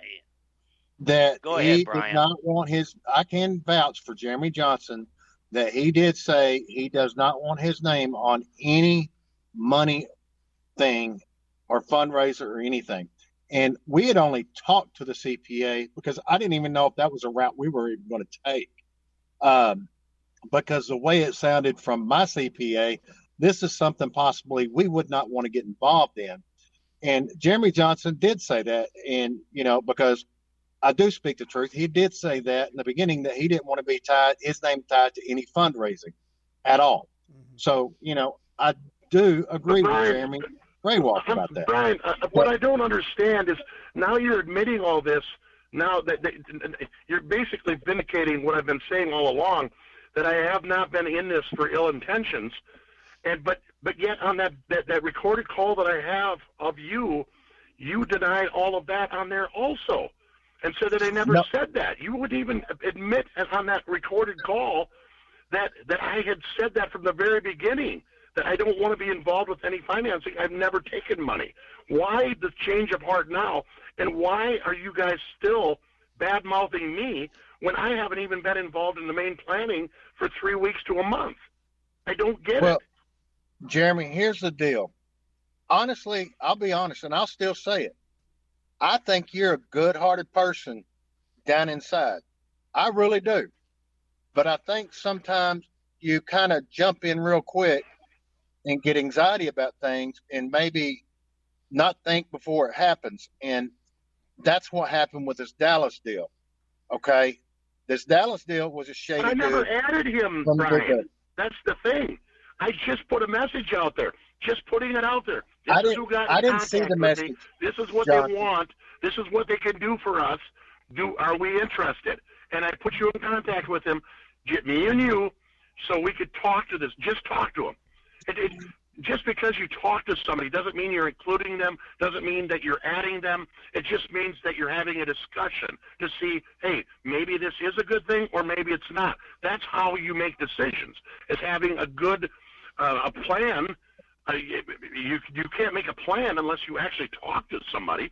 So, yes, I brought the guy in on a conversation because he shared me his phone number. Of course I did. Yeah. Why wouldn't I? And so we could talk about it. The first time I'd ever heard of him is on the phone. I didn't see any chat or anything like that as far as that's concerned. Maybe you didn't know when you brought him in who he was. Because a lot of crap happened that night when he got on the page under his wife's name and put a GoFundMe page up, text Convoy to that. He gave you the Proton emails to get your Facebook back up. And then you had to go, and I went. But, that set real strong with me. But what really I wasn't involved in any of them setting up any funding. I understand that. You guys, you and Dallas did that when I was off the phone. I don't know who did it. You're saying that he did it? I don't know. I don't know that. No, all I can tell you is that I wasn't involved in that aspect of it. There's a whole lot of arguing here, but neither was I. Neither was I. But at the end of the day, he was brought in, and that had me questioning you, Jeremy Johnson, and that had me questioning you. Now, when you and Tony called me, when you said something about that, and I'll be honest with you, I've been around this all my life. When you got mad and wouldn't even let me speak on that recording, you called me a piece of shit. You called me everything. I've got it all. It's all recorded. You wouldn't even let me talk. And, that's Jeremy Johnson, hold on. No, when I mentioned Dallas, you went off the deep end. You want me to release the video, or do you want me to release the recording? I will. You can do whatever you want. Brian, because I'm a stand-up guy, I do things the right way. I don't try to slander somebody. But if you're going to be this guy right now that you are doing right now, I will release that recording so the whole world can hear, and they can hear that you were able to talk. Okay. And they can hear your responses, and it's not going to make you look good. I can promise you that. Release it then. I'll release mine, and we'll let them decide on it. Okay, I'll release mine. I'll release the recordings of Dallas that night. I'll release everything. I've got no problem. What I'm saying is, Jeremy, if you would have said, hey, I didn't know this guy. I brought him in, and I understand he started a GoFundMe page and stuff like that. I didn't know who the guy was. Can we rectify this? You didn't. You didn't do that at all. And that was my problem. Is because at that point, I thought you were a part of it. So, because it took them and Rose calling me that night, and Rose can vouch for this. She had to calm me down that night. I was so livid. No, you called me and we spoke, and you called me and we spoke about it. Chris put you on. Chris Coors called you and he said, "Be calm, be calm." Yeah. Coors had it, and then he called me, and you guys were already on. Yeah. I'm looking at this right now, guys, and just from me sitting on the outside, shit went wrong in the beginning, okay, and it is what it is, and now we got shit going on yet again. Okay, the thing that gets me in the forefront of it all now is, okay, what happened with you guys, that happened. My thing is, now we're smack in the middle of something else. Well, you know what? Let me just say this, okay? Let's forget about the noise in the background. The he said, she said bullshit that we're talking about now, Brian. It doesn't matter at this point. You know what matters is I am on the ground here at the People's Convoy in Maryland. And I'm going to tell you guys, all of you, one thing. The other night when they were in Cambridge, Ohio, they filled up all the trucks. You know how much that fuel bill was? It was $69,000. So if you think that people are stealing from this, you're wrong. If you do, I'm not saying that you do. I'm just saying that. Jeremy, my problem is accounted for. Let me just finish. When I've been down here, I've talked face to face with Brian Rossi. I've talked face to face with Mike Landis. I've talked face to face with every single person down there, except for Chris Young. She won't speak to me because she thinks whatever she thinks. I don't care. But the fact of the matter is, unless you're on the ground here and you see what is going on and what's really happening down here, you shouldn't be talking about anything going on with this convoy, because this convoy is amazing. The people I've met, the people I've shook hands with that have their children beside them with tears in their eyes saying thank you to the truckers, just me as a regular guy, that what's going on down here is amazing. And the simple fact that we keep on getting caught up with this noise in the background from every Tom, Dick, and Harry that thinks they know what's going on, they don't. I've sat with Brian Rossi. I've sat with him in the motorhome, watching them plan and watch how many millions of directions he's getting torn. And Brian Hinson and myself included, and Jeremy Raywald, any of you guys, I'm going to tell you guys one thing right now. None of us would be able to handle what Brian Rossi is going through right now. I've witnessed it with my own two eyes, my own 2 ears. This guy is getting pulled in a million different directions, all the meanwhile getting over 1,000 death threats. One guy even said, "I'm going to come up to you and I'm going to Bobby Kennedy you," which means he's going to come up to him in a crowded spot and shoot him in the chest with a handgun. That's the death threats he's been getting. I've gotten death threats, but nothing like Brian. Brian Rossi, I don't think anybody's discrediting what the convoy is done. They got rid of Lee Dundas because of I don't know what happened there. Exactly. Honestly, frankly, I don't want to know. All I can tell you guys and tell the audience is that these guys down there are working their tails off. They are doing the very best job they possibly can, and they deserve our support at this point. It's not about me. It's not about you, Brian, or it's not about you, Jeremy Raywald. It's about this movement, this People's Convoy, and the things that they're enduring to make this happen. And the amount of people that were there yesterday was probably... Okay, I'm going to ask a question then, Johnson. What's the end goal? What's the end goal? The end goal is to end the Emergency Powers Act. Okay, John, would you like to elaborate on what the Emergency Power Act says? Here's the I know you've got to know a bunch of information on it. Here's the problem, Jeremy Johnson, is there is no such thing as an Emergency Powers Act. I don't know where this comes from. I've researched this. So presidents have emergency powers, okay? They've had emergency powers for years. What happens is say like in World War II, President Roosevelt exercised emergency powers, incarcerated a bunch of Japanese folks that were Americans, which suspended their constitutional rights at that particular moment because of national security. So presidents have had the ability to exercise emergency powers forever and a day. So what happens is they become abusive with these things. So the Congress in the 1970s created what's called the National Emergencies Act. And what that does is restrict the president's powers. So if you're asking to end the National Emergencies Act, what you're saying is you're going to give Biden more power than he already has. So the way the National Emergencies Act works is Congress reviews every 6 months the emergencies. And if they see there is no existing emergency, they can revoke it and stop it. So what you want to do is talk to Congress about we got two emergency powers active right now, right? Executive orders. One in which requires every federal employee to be vaccinated, every contractor to be vaccinated. That's one executive order. And the other one is any foreigner coming in the United States of America, that means some Canadian truck drivers who need to deliver freight here, have to be vaccinated. And it's interfering with commerce.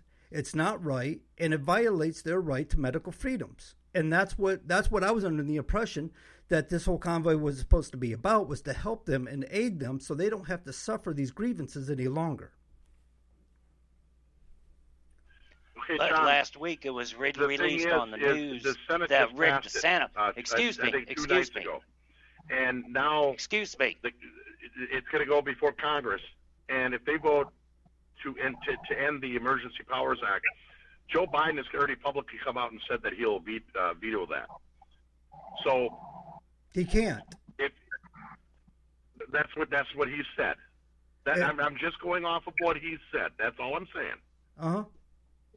But like it came out last week that Rick DeSantis introduced a bill, or is supposed to introduce a bill. It's supposed to be called basically the Truckers Act, where they're going to drop all the mandates for the international and drivers and the United States drivers, so they don't have to worry about doing the vax mandate. Has anybody heard anything about that bill outside of it being published? I haven't heard nothing about that, but I'm going to tell you guys, I'm going to fill you in why I'm involved, okay? Because I went up to Pembina, North Dakota. Me and Tony did with Will Cook and a couple other people. We left Fargo. We went up Fargo with 4 trucks. We thinking it's just going to be 4 of us going to the border. It turned out to be 40 vehicles and about 100 people. In that convoy, we went up there with mostly personal vehicles, were families. Those families haven't seen their counterparts, their grandparents, in over 2 years because of the mandates between the borders, the international border between Canada and the United States. I listened to those little girls tell me how much they miss their grandparents, and I listened to the mom and dad, and I listened to those people up there, how they haven't, because of these mandates, because of this this coronavirus pandemic is what they're calling it. I've listened to Dr. Robert Malone over a Zoom call that I was involved with. Like I was literally face to face with Dr. Robert Malone. Mm-hmm. The one doctor said on that Zoom call, they didn't kill 800,000 people. 800,000 people didn't die from the coronavirus. They murdered them because there are treatments out there, including hydrochloroquine and ivermectin. Ivermectin human tablet pills. Yes. And the media is going with it and calling it that's a horse medicine and and the left are running with that, laughing at people when it's proven that it works. Yes. Now there's a lady from South Dakota that called me that hasn't seen her family for a year and a half that lives in Canada. She was bawling on my radio show. Guys, this is bigger than me. This is bigger than us. It's bigger than I am here because of those people. I don't care who gets credit for what. I don't care who's the leader. I don't care who's in charge. I don't care who started this. I don't care. You know what I care about? That this stuff ends so people can get back to living their lives normal and seeing their families that they haven't seen for 2 years. That's why I'm here, and now I will shut up, I promise you. And Brian and Jeremy, listen, you guys, Jeremy Raywall especially, you know where my heart's at. Brian, I don't know if you know where my heart's at, but I know John Grubsner knows where my heart's at. My heart is for the people.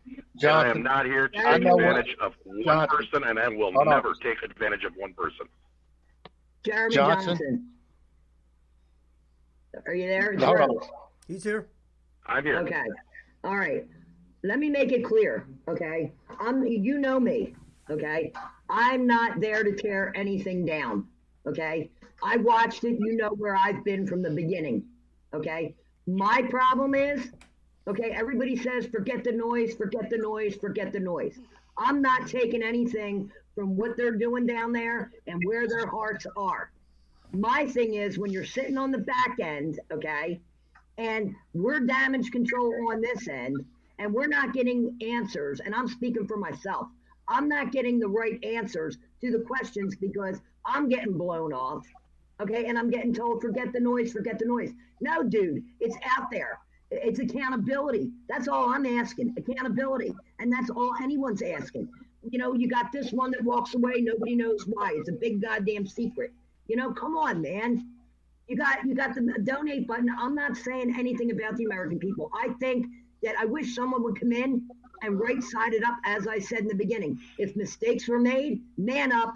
You know what I mean? Say mistakes were made and let's move forward and salvage it.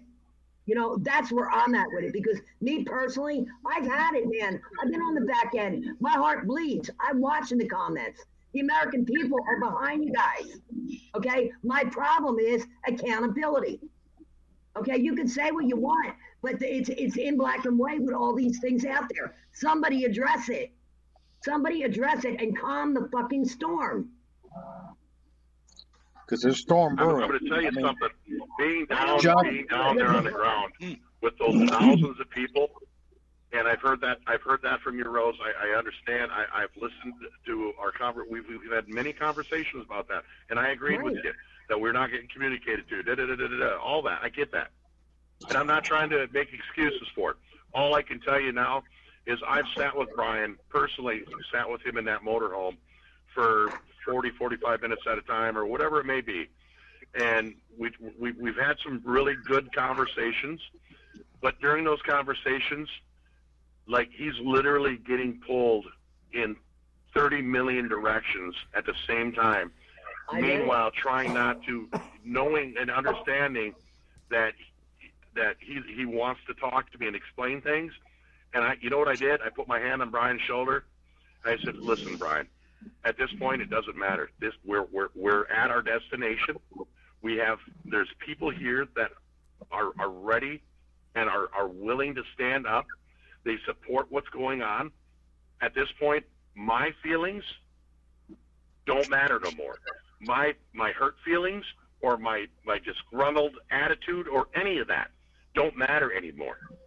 What matters right now is that we give 1,000% support behind this movement, and we move forward together,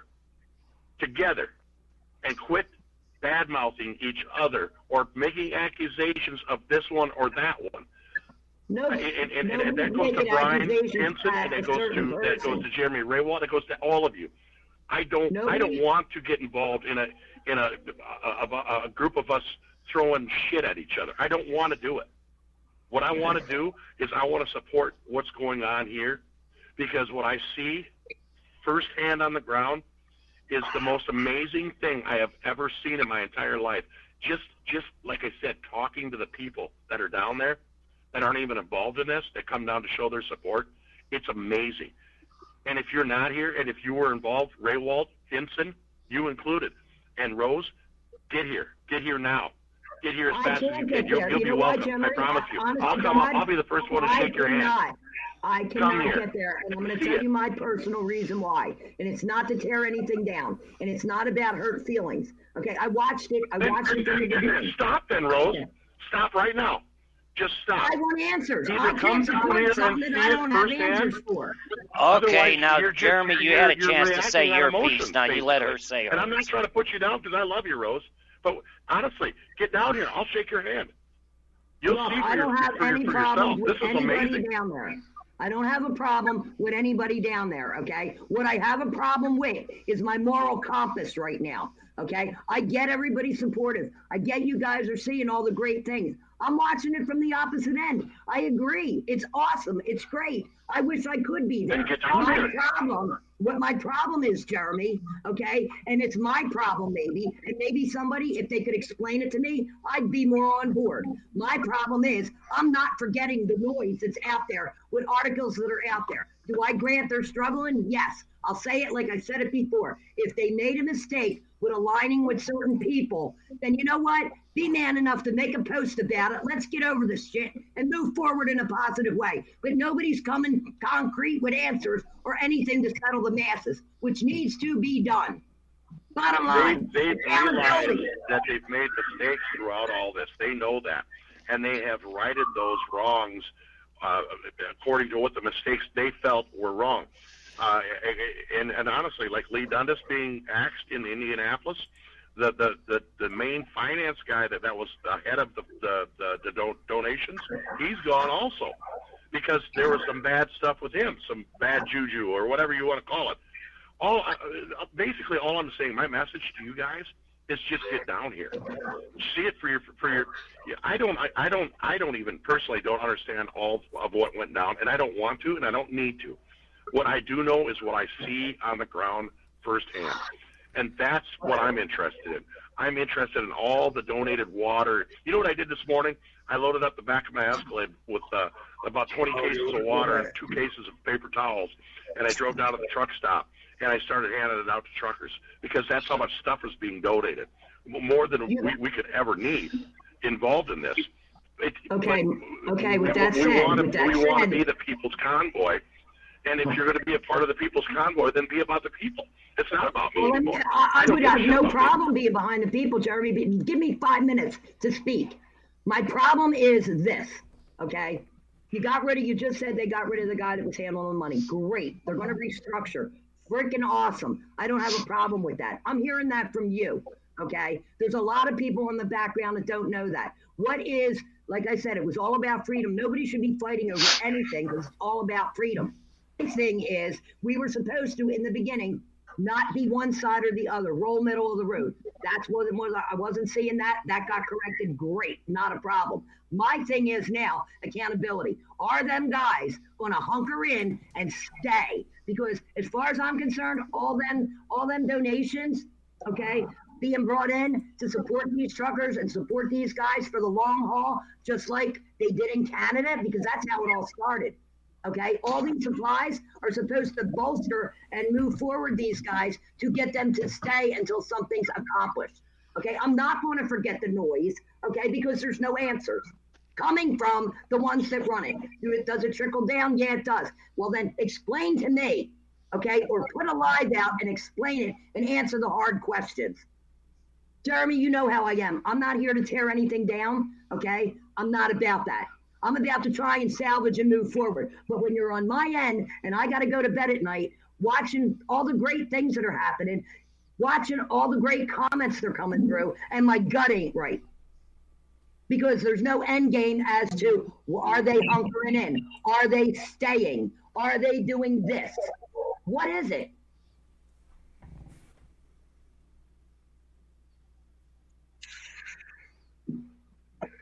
Are you wanting me to speak now?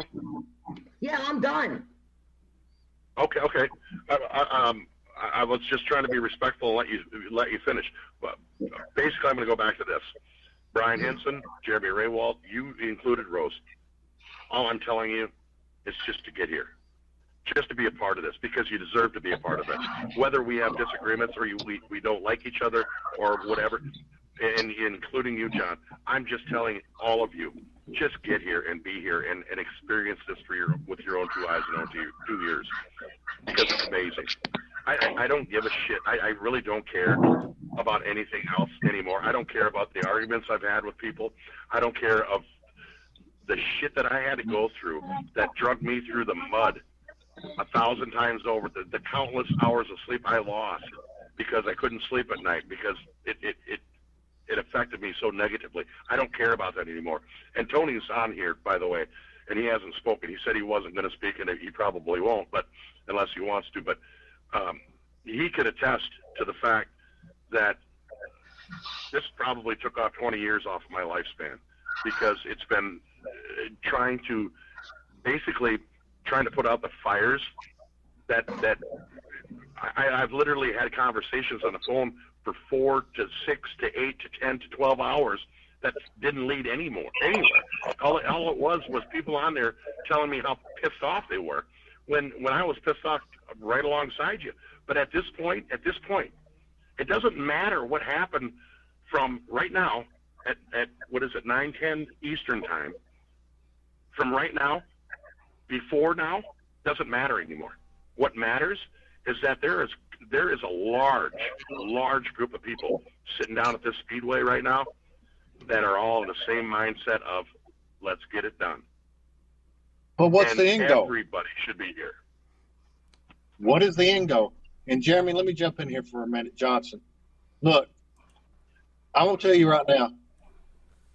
Okay, the night that Dallas was done, you should have called me and said, look, I fucked up. I didn't know who he was, vice versa. And maybe you didn't know who he was because I'm the one that put you in touch with him. That's all you had to do. And try to, instead of trying to cover. I admitted that on a phone call with you, Brian, that I put that message out there in a messenger asking the group. I never did see that message. All I saw was a phone call. Hold on. Give me a minute. All okay, I go got ahead. I'm sorry. was the phone call. That is it. And I thought Dallas was a driver. Okay. And now, then you got on the phone. He gave you your Proton email. Brian, why does this matter right now? What I just got done explaining this. That doesn't matter anymore. Stop. It don't matter. Look at. You know what matters? You're butthered over it. That's what's wrong with it. You're still focusing on something that he's not even involved, and you're still focusing on it. Who gives a shit? Okay. Calm down. Calm down. Brian. Let me get my time in. Hold on. Brian. It's Jeremy, not Johnson. Okay. Let's not worry about the Dallas dude. Let's not worry about any of that. But I will want to. I do want to address. I do want to address Johnson though. I'm with you. Get down there, okay? A lot of people want to get behind this and get down there, as you want us to be down there. But the problem that Rose and myself and a lot of people are having is we always come and ask, what is the end goal? And I know. Yes, everything down there is brilliant. The people standing up with the truckers is wonderful. But the problem is what happens when nothing gets done, the end goal wasn't clear, and you let all of them down. That's what Rose's biggest issue is, the back end of it. They're not leaving. You're not going to D.C. either. Let's be honest about it. You're not going into D.C. either. So what's the point? A big party that America's got behind. That's what it is. What big party? What are you talking about? That's what you're talking about. Get down there. Get down there for what? For what? The party? You know what? Then don't come down here. Okay, wait, hold on. Hold on, guys. Hold on. Basically what Jeremy is doing, he's addressing the question I asked earlier. There's no lobby for this. The only lobby we have are the people. What he's saying is the more people we can get involved, the bigger the lobby. Because we don't have a membership base in this. So he's saying by voluminizing our population down there in D.C. is going to make a stronger president, be more influential to members of Congress. Am I wrong in that, Jeremy Johnson? No, I think you're right in that. The more people we get down here, the more people that are involved, and the more people that are just unified. And you know what? Like I said, Brian Henson, Jeremy Raywell, come down, shake my hand. You know what? I don't give a flying F what has happened before now. I don't care no more. I don't care. Because what I've witnessed, again, is amazing. And I would love for both of you and Rose, all of you guys, and John, to just witness this. Because it's you'll never be involved in something like this ever again. I promise you that. I got to tell you, I'm sitting here on the outside looking in, Jeremy Johnson, and I think what I'm seeing is amazing. I think I'm seeing a great movement in this country, and I think this is the beginning of something. If we keep the momentum up, this is the beginning of something great. I think this is going to be something that you're going to have to keep returning to.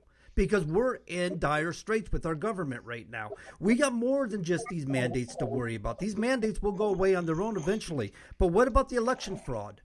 What about the corruption in government? What about the things Congress refuses to address? What's that, Johnson? Bingo.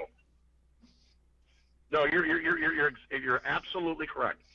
What this convoy started for and what they're focusing on is what I told you before.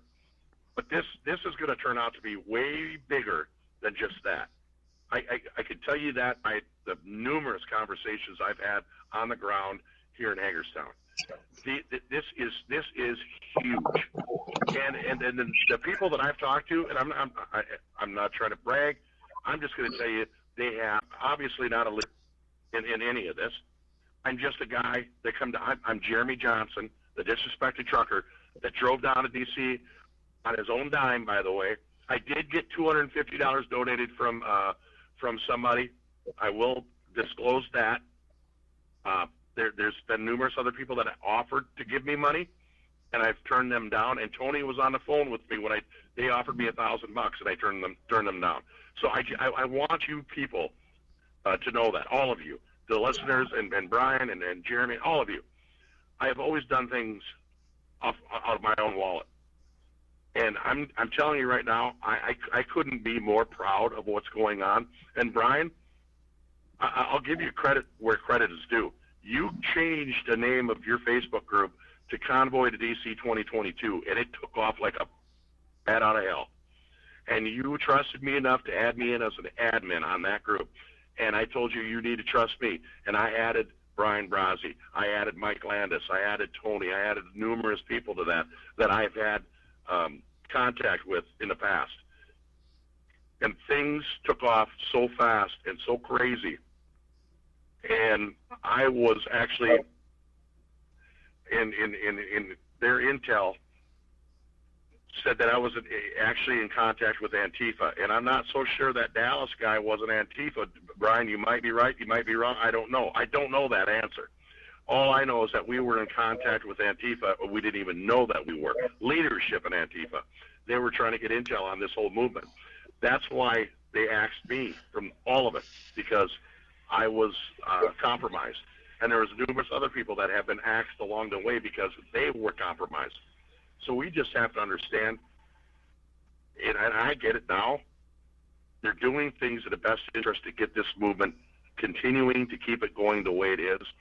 And for me personally, being like with you, Brian, to where we're at today, like you and I were the head names of this at one point. And then it turned into Brian Brazzi doing an interview with Hannity, and then it turned into, Brian Brazzi's the leader. And then Mike Landis, and it doesn't matter whose name is at the front anymore. It truly doesn't. What matters right now, and I've said this a million times since I've been here, is where we're at now. And when I was walking around with Brian, when he had a few minutes, me and him and Jerry, by the way, is a freaking spectacular dude. He's the Polish guy from Chicago that gets the big slow rolls going up in Chicago. That guy is phenomenal. He's awesome. But anyway, when I was walking around with Brian would introduce, people to recognize Brian because of the news. Thank you so much for doing this. And he'd stop them. And he'd say, Jeremy was, one of the original, organizers of this. He doesn't take the credit that everybody thinks that he's just taking all the credit and all the glory. It's not about that to him. It truly ain't. I talked to him for 45 minutes this morning alone, him and his girlfriend. And it was a down-to-earth conversation. Brian is not prideful. He is not out here gloating. He's a man on a mission that is doing a phenomenal job, in my opinion, after witnessing it with my own two eyes. Even though I feel like I'm not getting the information I think I deserve or I need, I don't give a shit anymore. After I've seen what he's going through, this thing is amazing. And I truly mean that. You, Brian, and Jeremy Ray, and all of you guys, everyone that's listening, just get down here. I'll show it to you firsthand. Johnson, do you understand what I'm talking about when I'm talking about the National Emergencies Act? Yeah, I do. I do understand that, John, but it's not. I don't think that it's as simple as what you said it is. Quite actually, when you're talking about executive orders, I'm not calling you a dummy either, John, because I know you're a smart man. I'm just saying. I understand that. What I'm getting at here is I wanted you to understand this, because there's no such thing as an Emergency Powers Act. There isn't any. I've done my research on it. There is no such act. But the National Emergencies Act exists, and I want you to understand this because I feel like you're in contact with Brian and Mike, and I'm sure if anybody's going to talk to any members of Congress, those are the two that's going to be present. Of a couple more, I'm sure. But the point is, under joint resolution with our members of Congress, that means the House and the Senate, they can end the executive orders. They can end the emergency powers that are being exercised. That's how the system works. And I think it's important that you guys understand this because you need to know what you're going in for. Oh, okay. So tell me what did the Senate pass the other night, 2 nights ago, to end the Emergency Powers Act over the COVID. They might be talking about emergency powers, but there's no Emergency Powers Act I can find. There's a National Emergencies Act. And this is the problem with the communications. That's what we were talking about earlier. Rose was elaborating on it. Several others were elaborating on it. There's a problem with the communications. And people, you basically what you guys need is a PR person that's just focused in on being able to, that you guys, when you have your meetings, you gather your information together, you go to this person, you sit down the same way the president does with Circle Back Jen. And you have that person that goes to the media, that goes to these people and say, okay, this is where we're at, and explains it to them in detail so we can get a better line of communication. Because if there's a breakdown in communication, that creates confusion. And when you want everybody to come to D.C. and support you in this thing, they're confused as to why. I see Charles here is asking what's the plan if they get nothing. There's some people that feel like there's no win game here. We've heard that from several people here in the panel. And I'm not accusing you of anything. I'm not saying there's no win game. I'm saying they have these concerns because there's been some lack of communication. It's hard for people to support if they don't feel the confidence, is what I'm getting at here. But it goes back to what I was saying before about the families that we met up in Pembina, North Dakota, the lady that they called us in South Dakota. There's no reason that families are not being able to see their family members across the border. And that has to do with Justin Trudeau's policies also. But this started with Canadian Truckers. You all know that. I know that. We have to continue this until those families can see their family members again, like right now. And did you know that 22 states have already started passing legislation on vaccine passports? Are you guys aware of that at all, or no? I've heard about some of that. I'm aware of it. My governor is leading the charge up here in Washington State. They're doing shit in the background that we don't even know about. Well, I mean, we know about it, but the media's not covering it. You know, the media's not covering a lot of things, and so is the government. Well, they're doing shady shit, guys. I want to address a circumstance here. David's been saying this for quite some time during the course of this, and no disagreements here with you at all, David. He says that people should shut down. Truck drivers should shut down. By all means, guys, take it into your own hands in those regards. If you want to shut down in support of this and you can't go there and be there as a part of it, shut them down. By all means. But don't just shut them down. I really hate this. Let's all just shut down and go home. You'll turn that key to the left. They're not going to know that you're shut down if you don't take the time to construct a letter and send it into your members of Congress saying, I support the People's Convoy. I have shut my truck down until action is taken. You got to contact your members of Congress when you take action so they know what's going on with you. Otherwise, it's all for naught. To make change, John, you know, it starts with your states, and we, you know this. You've got to start with your states first in order for anything to take place in D.C. because those are our go-tos. Those are the ones that go in with the bills and with the papers that they need to place in front. Because you going into D.C. to do something, and it's a state-level issue, they're going to slap the 10th Amendment and say, "Hey, you just came on here. You just what do you want us to do?" And so therefore, it's a state issue in order to get anything taken care of up there. So if you get all the states on board, then changes make happen. You're not at all wrong. But first thing about the 10th Amendment, the 10th Amendment covers all laws because of the supremacy clause in the U.S. Constitution. The 10th Amendment covers all laws that are not covered by the federal government due to the supremacy clause. Now, state governments do have influence in D.C., but what you got to realize is parties are in control. And that's one of our biggest obstacles in everything that we've attempted to do in trucking, we've attempted to do in politics, and we've seen that with the Democrat Party here with Senator Sinema not that long ago. What happens when the party decides they're going to censor a U.S. senator because she didn't vote on the partisan line? So now they're not going to fund her. They're not going to support her. They basically ousted her. And what they said was, and the write-up was, we have to look out for the interest of our constituents. Well, who are their constituents? Because the last I checked, the voters were the constituents to a U.S. senator. But by the very definition of the word constituency, The constituents to the party are those who are funding the party. So when you got BLM with their millions and millions of dollars, they're influencing the party. When you've got corporations with their millions and millions of dollars, they're influencing the party. You, the little peon truck driver voter out there, don't have any influence because basically what are you giving? A couple $100 a year or something towards the party. They basically blow us off. And that's our biggest obstacle. That's our biggest problem is the fucking parties within themselves are screwing the American people over. And this is why members of Congress are getting away with the horseshit that they're getting away with. You're 100% right there.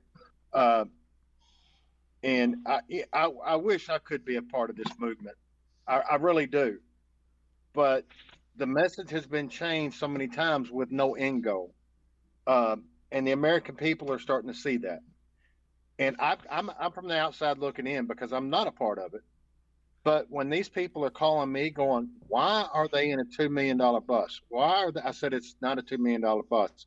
It is a tour bus. It's about $1 million to $1.5 million.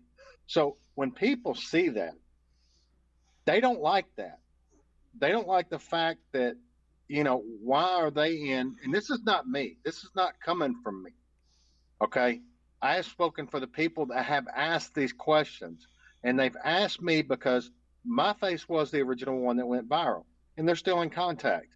And I'm like, I don't know what's going on. And so when the message gets changed several times on the way to DC, people start wondering what's going on. Now, do I think what I see is beautiful? Is beautiful? Absolutely, yes. It's beautiful. All the people on the bridges and coming together. But at the end of the day, the message that they have been portrayed on the website and everything is, we are going to DC. We're going to DC. But that message has not been fulfilled. Now, Canada, let me go back to Canada. When they started theirs, their end goal was to go there. They started out with what? I may be wrong, 14 trucks and one had to go to work. And by the time they got there, you had some bad players come into the game, okay? There's a reason why that GoFundMe was seized, and that's all I can say about it. There's a reason why. It'll come out later. That's not for me to put out. But these guys went there for a reason to drop, and they said, we're going there, and we were shutting down, and we're not going to cause any problems. And if they arrest you, put your hands behind your back and eat it and go on with it. And that's what they did. And what Americans are seeing now that I'm getting replies back to are, hey, why is the message changing? Why are they not going? Why are we there? Why is she involved? Why are they involved?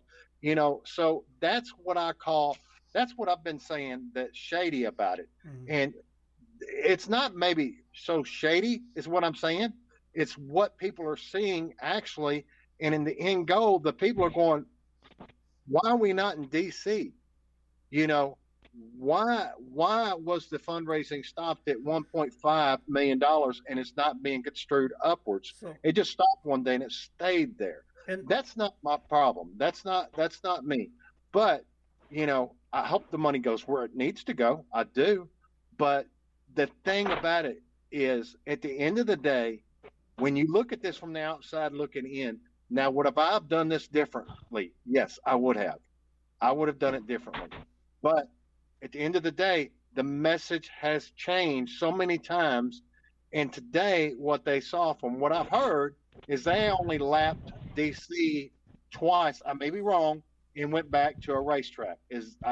That's what I've heard. I don't know. That's what they did. Now, in all fairness, I had 2 points of issue here, and I lost one of them already. But what we've seen in Canada is people got arrested. What we've seen in Canada is people's assets got frozen. What we've seen in Canada is under emergency powers, constitutional rights got suspended, and the very same thing can happen here in the United States. So I think they have a concern how they're going to address their issues while at the same time not having their trucks impounded, not having their rights infringed upon. And I wouldn't put it past this administration in those regards, because what we've seen in the buildup of this as they were coming across the country is our federal government started already labeling these guys as insurgents. They started labeling these guys as patriots. They love to use that term patriots, and that means evil people to them. So I can understand their concerns that they're trying to reach out to DC and they're trying to get DC's attention without actually having DC throw them in jail for 4.5 years like they did Jacob Chansley. Well, Yeah, you're right. And, you know, the thing is, yes, maybe people messed up in the beginning, and Jeremy said, okay, some people got invaded with people, and that's what happened with this Dallas guy. And I think Jeremy, let me get it straight. I think Jeremy at heart does have a good heart of where he wants to go. I honestly do. I honestly do. Okay. Do I have anything bad to say to Jeremy? No. I wish he would come up and said, "Whoops, we made a boo boo. This is all there is to it," and I would have been done with that part. That's fine. But you know, you have to look at it when there's so much that has happened between the 23rd and now that the people don't understand exactly what's going on, because they're looking at DC going, where are the trucks? Because that's what the majority of Americans are expecting to see, and they have yet to see it. But even on the website and everywhere else and on the news, and even what the convoy is putting out, is they're going to DC. But from inside from the 23rd, inside the group in California, Leah Dundas said, we are not going to DC. Well, I'm going to tell you, I don't want no part of Leah Dundas at all, or her right? group. Huh? I said, right? She's not good people, man. She's nuts. And that's the reason why when Dallas hit it, and Jeremy said he called Leah Dundas, Jeremy Johnson said he called Leah Dundas, and then that happened to me that night. I was done. And, you know, maybe Jeremy Johnson did not know who he was talking to. You know, I'm open-minded enough to see that. But, you know, if you make a mistake, say, oops, I made a mistake. I didn't know. I'm sorry, and move on. You know, maybe I would still be involved in this movement. But I had to back away, because when you saw Dallas, and then Dallas added Chris Young as a moderator to this group, now I see a connection. And Dallas added this Chris Young to my group, and then I've got screenshots of it. And that's what I said, hold on a second. We've got a major issue already. And I had to back away from it. And it's not because I wanted to. It's because I had to, because something was going on that I did not like. And I did not, even though the beginning was everybody was looking for the individual face. Luckily, Brian got on there and the face changed to him. That's good and fine. I'm fine with that. It doesn't matter who is in charge, but what the end goal is. What is the end goal? What is the end goal? Canada went up there and stood their ground, and still are today. Now, are there people in Canada in jail right now? Yes, there is. Yep. I'm not able to speak about that, but there's a reason why those funds got seized. I will just say that. And I will just say certain people in that convoy that even went to jail aren't allowed to talk about it, and it will come out in the future. And when you have a lot of movements that it is this big, you get a lot of bad actors everywhere. You get a lot of them. And it has nothing to do with the groups. And sometimes the groups get so fast, so busy, they don't think before they bring someone in, and then you're composed. And you've got to have a steady agreement, a roundtable discussion. You know, when we did that in the stores that I was in charge of, and the people I was in charge of, 4,000 people, we had to turn around and have discussion. I mean, we had meetings at certain times. We had it on a memorandum. We had it, everything was written out, what we were going to discuss at what times, and everybody would take care of it. And at the end, we would hash out who needed to take care of what. And if that would have went this way on this end, I think we would have seen a different outcome on this convoy right now. But the thing is, people are too scared to go to DC. But why?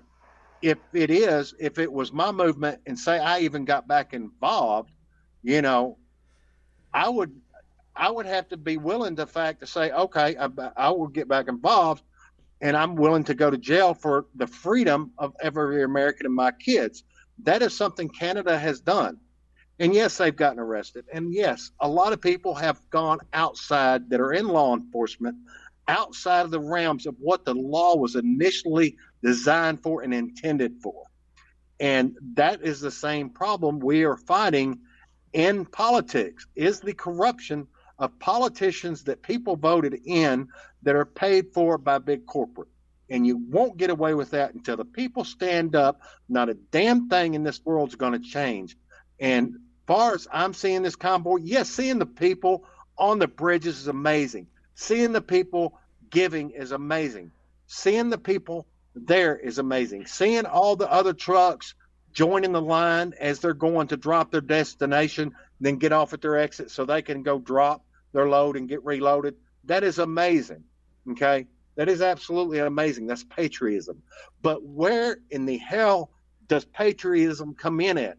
You've got to go to the end game. You've got to know the end game. You've got to know where you're going to, and you cannot turn around from that movement and do something else, or people are never going to trust you again. And that is the problem that everybody's having with this, and they're seeing this. Now, I'm not saying anybody's bad at all. You know, yes, maybe some people got brought in, but right now, what it looks like to everybody that this is a money run. That's what they're looking at. I'm not even saying that. I'm saying that's what I'm seeing, but I'm seeing that. But when people are calling me by the hundreds going, this ain't nothing but a money run. I hope to God it's not. I hope to God it's not. Because you have people gave to this convoy thinking you're going to D.C. to stay there to fight what is going on in politics in general and what's wrong with America, period. And that's not being done. And these people are getting mad now going, they're not going to D.C. I gave $1,000. I'm not even involved in that anymore. But yeah, I still get. Am I still not waked up? What's that, Johnson? Yeah. Listen, you guys do know that they went to the Beltway today, right? Well, yeah, and they're mad about that. They thought they were going into D.C.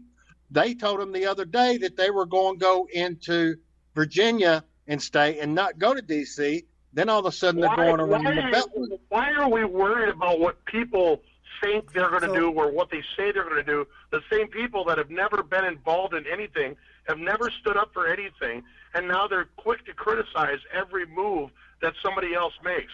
All it is drama that people create. They're not here. They're not doing anything for themselves. They're criticizing the very people that are standing up for them. They went to the D.C. Beltway today, and they went around the loop, and they were 62 miles long, spread out, of course, but they were 62 miles long. There was cops in every single overpass making damn sure they didn't get off, number one. Number two, Antifa showed up and started throwing stuff off the overpasses onto the trucks, and they were arrested, by the way. I'm just telling you guys that the noise in the background, you guys got to quit listening to the negativity and just go into it with a positive attitude and say, you know what? They're doing something. They're here. They're all here. And you know what? Kip, I guess, according to what I've been hearing, he's a big group out of Virginia right now, has meetings with senators and congressmen starting tomorrow for 2 days.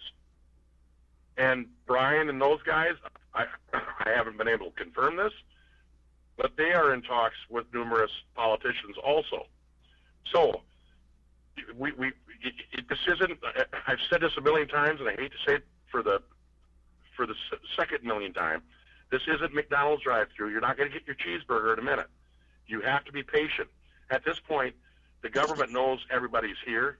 They know the convoys that are coming. The rest of the convoys haven't even joined Kip's group or our group yet, and there's over 1,000 trucks involved in those. Wait until the people get here. All the people that have left, that haven't even gotten here yet, wait until the groups start coming together and you see them converge on D.C. Then wait for them to start to squirm. Because I'm telling you right now, they are keeping a very close eye on everybody right now. So at this point, all I'm going to say to you guys, and I'm not going to criticize you, I'm just going to tell you this. Be patient, smile, and enjoy the show because it's amazing. So, for one of the things you're getting at here is we're in a situation where you can't please all the people's situation. So Johnson, are you willing to go to D.C. If a group of people want to go in? Are you willing to go there? I'm not going to D.C. Hell no. You don't want to go to D.C. How about you, Jeremy Raywall? Would you go to D.C.? He's muted. Since he's not answering, Brian Von D, would you go to D.C.?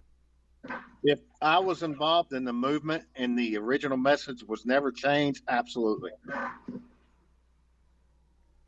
That's not the question, though. The question is right now, would you go into D.C.? Would I go into D.C.? Yes. Then come here and go into D.C. then. Sean, how about you? Would you go to D.C.?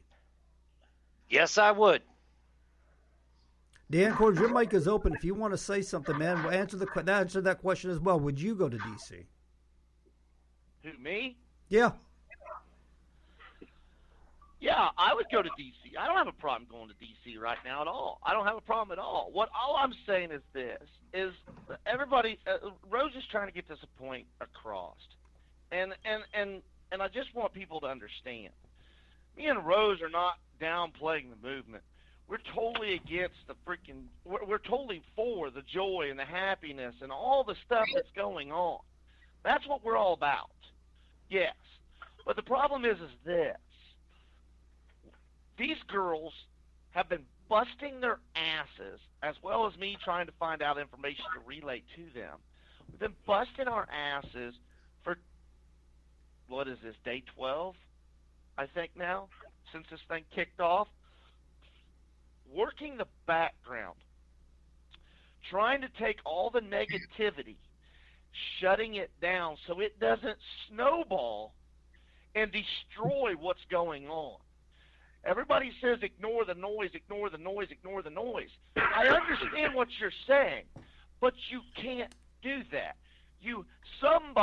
There's got to be a group of people to take care of the noise and crush it so that it doesn't snowball into a massive freaking ball of shit that's going to come down and land right on top of the movement, destroy it before it gets its mission accomplished.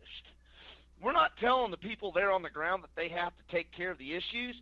All they got to do is tell us what's going on, how it's going, make a public statement that we can push out, that we can shut down the noise.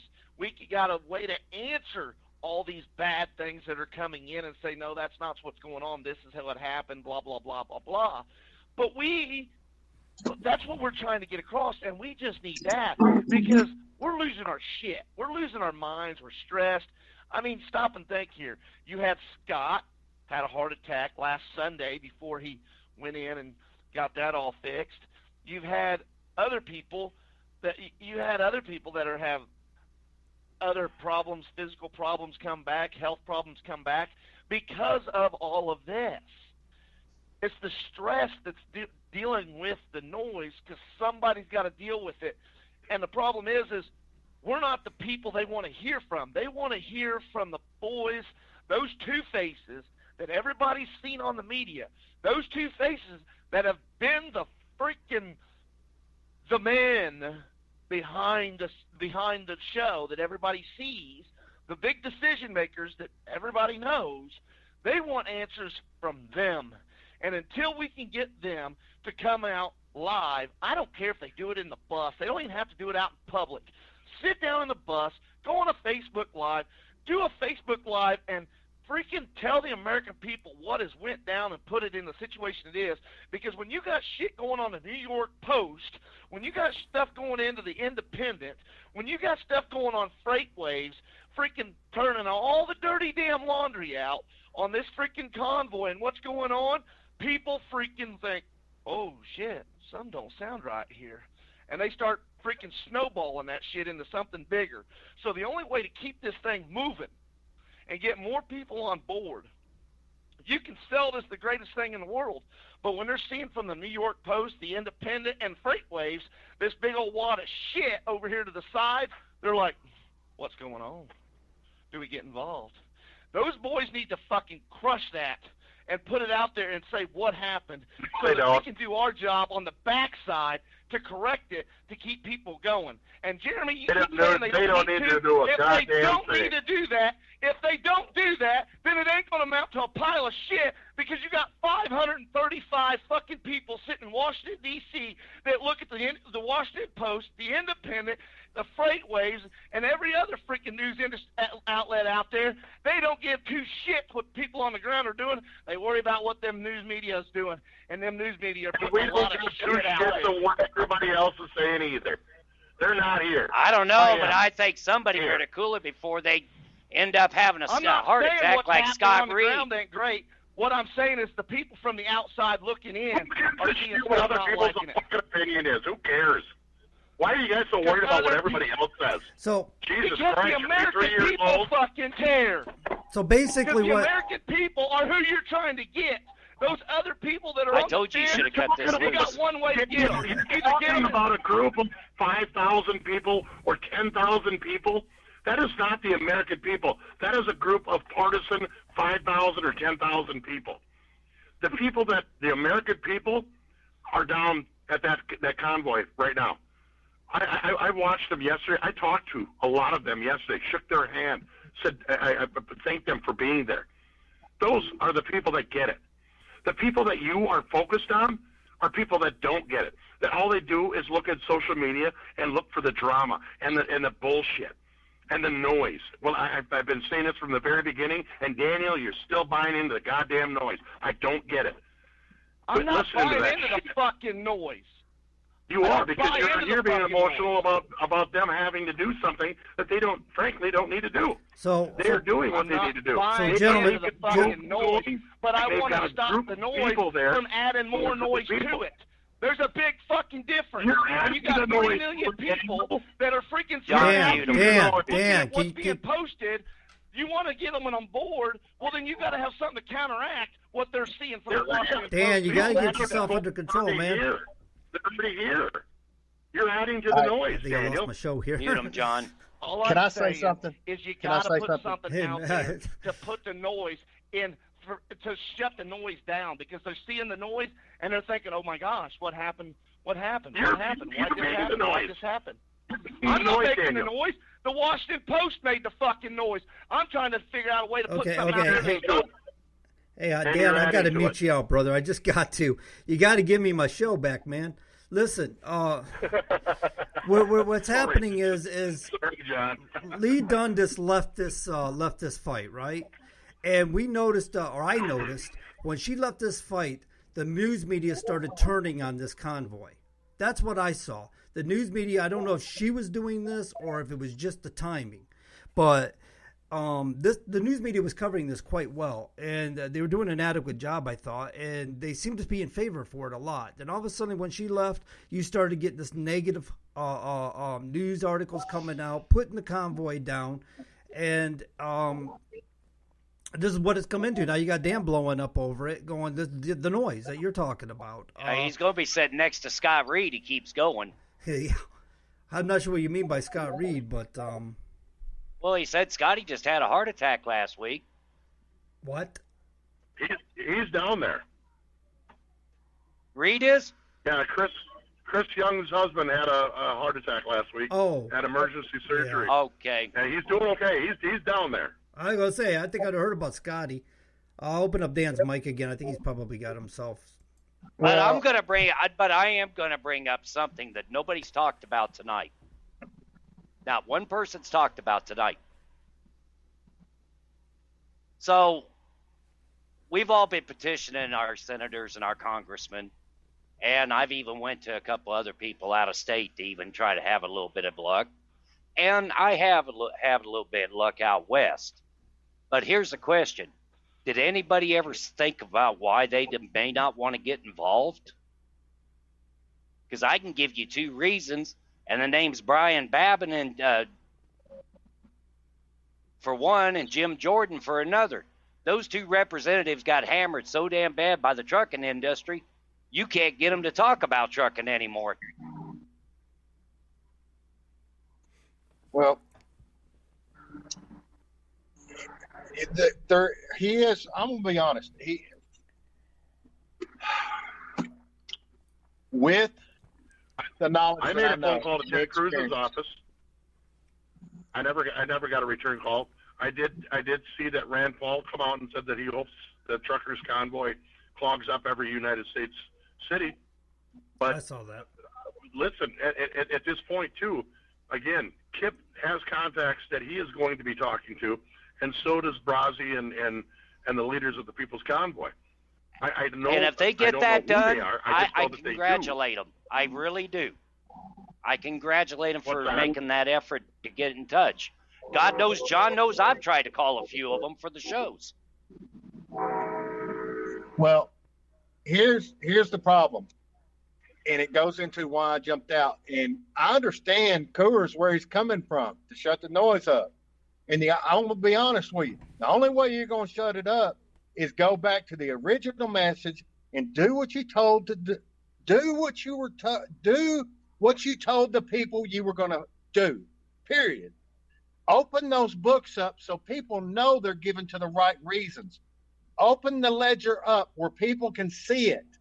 Open everything up. That's the only way you're going to do damage control. Because when I came in, when Coors called me and put Rose on the phone, I saw nothing but a shit show fixing to take place. And when you're on the outside looking in, and I had to step away from it to depart myself from it. And I know Jeremy's got a heart. Johnson has a heart deep down inside. I know that. I know that. Jeremy, I know that about you. Okay? And all of it would have taken, like I said, forget that. You did say tonight you made a mistake on the radio. I understand that. We're past that. Okay? Open the fucking books up so people can see what they're given to and what y'all are paying out, and go do what you were do what you said you were going to do in the beginning. The same with my movement. When I started it, it took 3 weeks to go get it to go viral. And then I brought Jeremy Johnson in, and he brought all y'all in, and everything was so disorganized, there wasn't a time to even meet. But, you know, it's a great thing seeing the people. But fucking finish the job and finish it right, as long as it's legal, and as long as nobody means any harm to anybody or in D.C., and as long as nobody has any intent to go in any building down there. It is your right. Your right to constitutionally protest this government. And I would have been in it and stayed in it if the shit didn't get bouncy. And Coors and Rose calmed me down, and so did Coors that night. You remember that? Do you remember that phone call? But no, I got turned into the bad place. Listen, we know that it's our constitutional right to go to D.C. We were there in 2020. But this is a different era of America that people don't understand. This administration, this isn't like something that we've ever seen in this country for a very, very long time. As a matter of fact, this administration is probably very close to what we've seen prior to 1776. This administration is corrupt. It won't ever happen. They have weaponized the FBI, the CIA. They have weaponized government agencies against the American people. You've all witnessed parents going into a PTA meeting labeled as domestic terrorists because they were standing up for their children. This is a different DC than what we're used to. And frankly, like when I said I would not go to DC. You know why I won't go to D.C.? Because I know this. I know that this administration, they are salivating at the fact that if Jeremy Johnson comes into federal territory, we take that son of a bitch down because I'm a loudmouth. And they know that. That's why I got banned off of Facebook. I'm a loudmouth. I say what I mean. I mean what I say. And when I said that video that night that you guys were talking about earlier, I'll tell you exactly what I said. And before I do, I'm going to tell you, I've heard literally a dozen other people say the exact same thing that are still on social media. And that thing that I said, when the government complies to the American citizens, then we all get back to normal. And I said, this is a message to the government. That's what I said. And I do not recant what I said. It was not meant as a threat. It was meant as what I mean. and I mean, when the government complies to the American people, then we go away. We go back to doing what we did. No harm, no foul. Everything is gone. It's we the people, not we the government, like Joe Biden said in a speech that I listened to with my own 2 ears. Okay, I'm not scared to stand up and speak out what I feel is wrong. I'm not saying I'm going in there with an AK-47 or weapons or anything. I never said that. Never have, never will.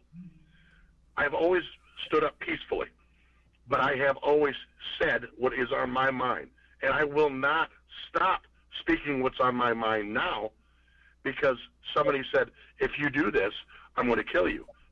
Well, I don't respond well to threats, number one. Number two, I have a right to freedom of speech. And number three, I have a right to peacefully assemble. However, I'm not dumb enough to understand to not know that if I go into D.C., they're so corrupt that they'll take me down. And under the Emergency Powers Act that they are currently running under, I will end up like J6 protesters. They will call me a domestic terrorist. I will not get due process, and I will be sitting there as a political prisoner for the next however long. Nobody outside that Capitol on January 6th. If they were witty enough to steal a presidential election, do you think 2022 elections, midterms, are going to be any different? They're already pushing the mail-in ballot. I'm not willing to take that chance. Hold on, guys, because I got one thing to say. Okay, there's never have we ever won a war without casualties. I agree, Jeremy. DC is not friendly. Okay, going into DC is not smart. I'm just hoping and praying, okay, that if it's what it was in the very beginning, which is stand and not move, I'm down. Okay, I'm down. I'm not trying to destroy anything. But like I was saying before, when you're sitting on the back ass end of this shit, okay, and I don't want to hear block out the noise because let me tell you something. I get what you guys are going through down there on the ground, boots on the ground, and how swamped they are and everything else. I've been in it for now, a month now. Okay, and I've been doing, you want to talk about talking to people that have the hard questions. I'm not the one to answer them, okay? But if you want to draw more people down, you got to make people feel comfortable. I'm not talking me. You know, I can only talk, you know, until I'm blue in the fucking face. I can't convince anybody. But if I'm not like 100%, like I said, it's hard. You know, if this is going to go around to back to where it started, hey, hands down, you know I'm in. Okay, I just want to see I want to see the accountability as well. I mean, if you want me and I'm an American body, I am an American person, okay? And I'm sitting on the back end exposed to what a lot of the Americans that they're just watching and joining have not seen, okay? That's all I'm saying. You know, I'm on damage control. I burnt myself down for 2.5 weeks on a goddamn freaking Facebook. Trying to keep the peace and trying to keep it clean. How do you think it's up to 300,000 members or whatever the hell we're at now? Okay, there's other people. Let me ask you a question, Rose. Okay, so you say, and you and Daniel both say, a lot of Americans. You guys keep on saying that. We have 360 or 340 million people in this country. Are you guys hearing from 339 million people? I'm saying all the Americans, like I said in the beginning, there's no reason why no one can stand up for what's going on now. It's freedom. And I'll tell you again, Jeremy, there's no reason to dance around the fact. If you're not going into D.C., hey, I'm down with that. We're under a different regime. I know what's going to happen if you go in. Well, then you know what? Make your stand, stay parked up somewhere, and let the American people come and make you grow even stronger. But the fucking noise that's out there, let me finish, and then I'll shut the fuck up. Okay? But you want to grow this movement, okay? And you want more people to come down there. I'm down with that. Okay? Whoever wants to come, everybody in my whole fucking neighborhood should be down there. There's people that are uneducated and don't know. So I sit here and try and educate. All right? But the thing is, the reality of it is, okay, Facebook, Instagram, all social media. That's how word gets out now. People ain't listening to mainstream news. They're listening to alternative news to get the facts. When the alternative news and this shit goes out, all I'm saying is just have somebody make a fucking statement, clear their fucking minds to get more people that may be on the fence down there as well. I don't think I'm wrong with saying that. Okay, and I'll go back to, there was never a war won without casualties. This isn't going to be easy. And you know what? At some point, if you guys stick, there is going to be casualties. It's to be expected. But you need to build your army. By casualties, she's talking about jail. And casualties, let's make that clear. She's talking about and people I think I just heard the female version of Chesty Puller. When after I just explained that there was cops on every overpass basically saying, you're not exiting. Okay, we get that, right? Secondly, we don't know what the back conversations are that they're having with politicians and everybody else. We don't know that. We don't need to know as long as we know they're happening. That's it. Good enough for me. I can tell you, if you want to get to D.C. You guys are seriously wanting to. You think we're just going to walk into D.C. and it's going to end in 3 hours? No, I'm not going to say at all. I said no. This is going to be a long time. This is not going to be settled overnight. It's not going to be settled in a week. All I want to know is does our guys have I don't understand why you guys are all screaming and upset then. I don't get it. You don't get it because you're not on the back end of it, Jeremy. Zero patience. Like you guys want it done your way right now. No, that's not what I'm saying, Jeremy. Not at all. It's the American way. It's the American people's way. It's every single one of us that have... No, it's not the America's people way, because if it was America's people way, we'd have 339 million people down at that racetrack right now. You know how many we got down there now? 5,000, 10,000? What caused the divide? That's American people.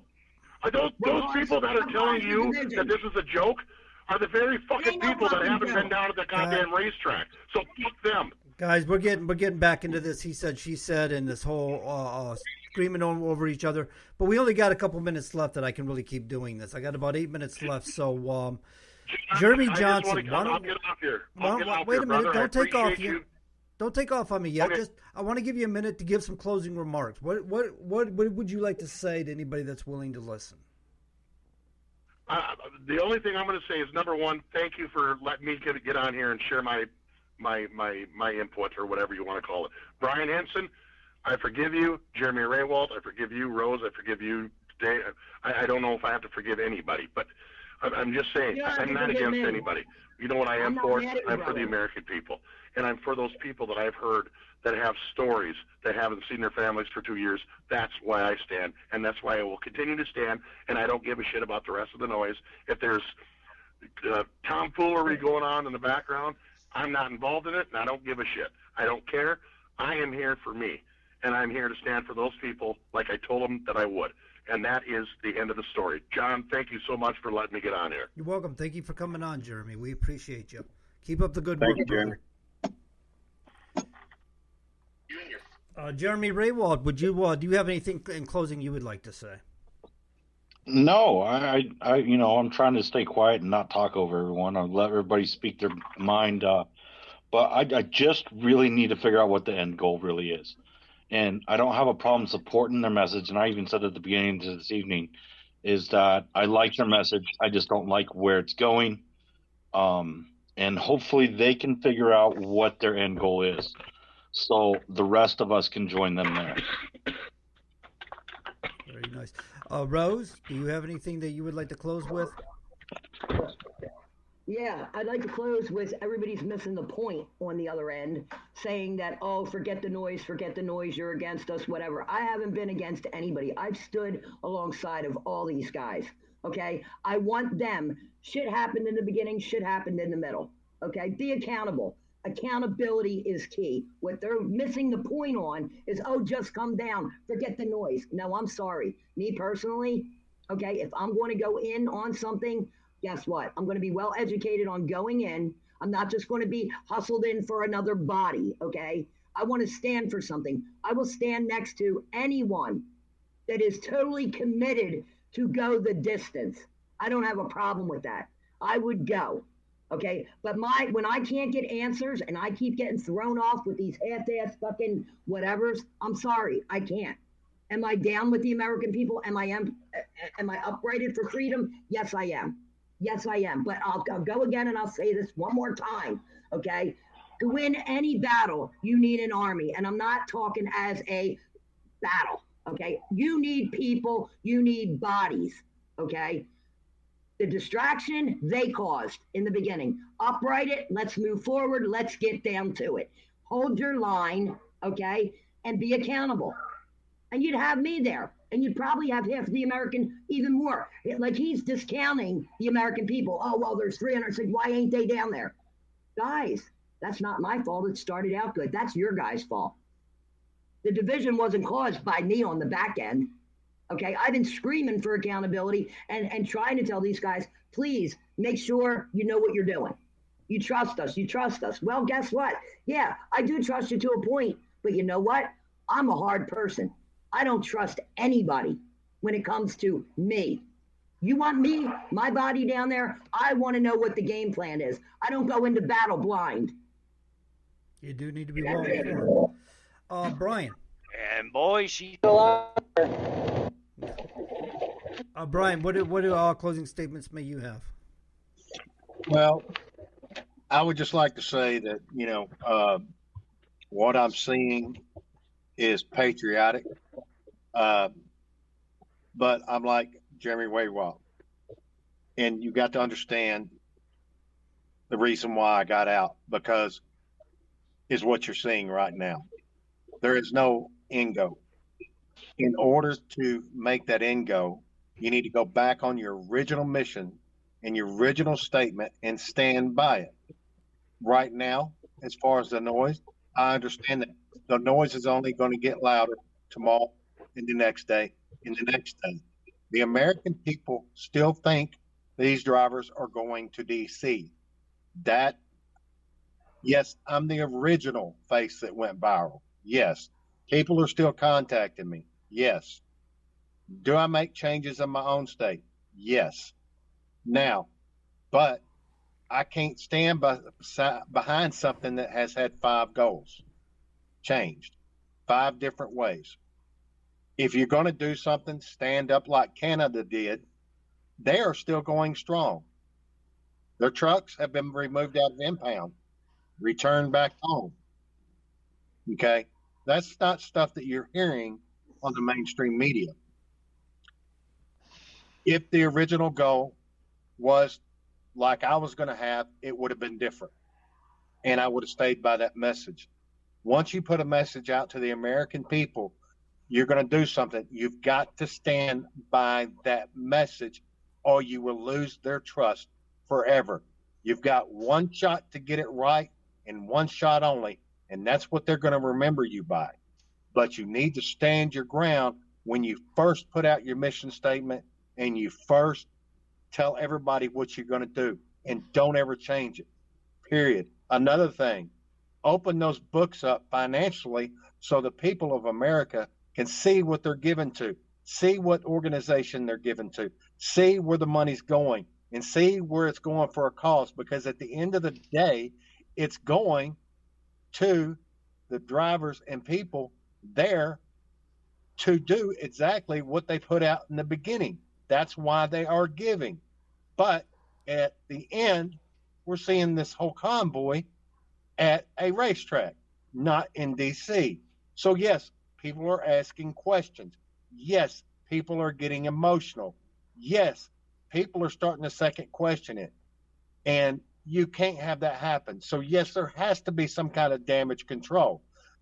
Open it up, because right now what the people are seeing is they are honestly, yes, I know it's great down there. I am a patriot and I'm 100%, and I'm a conservative.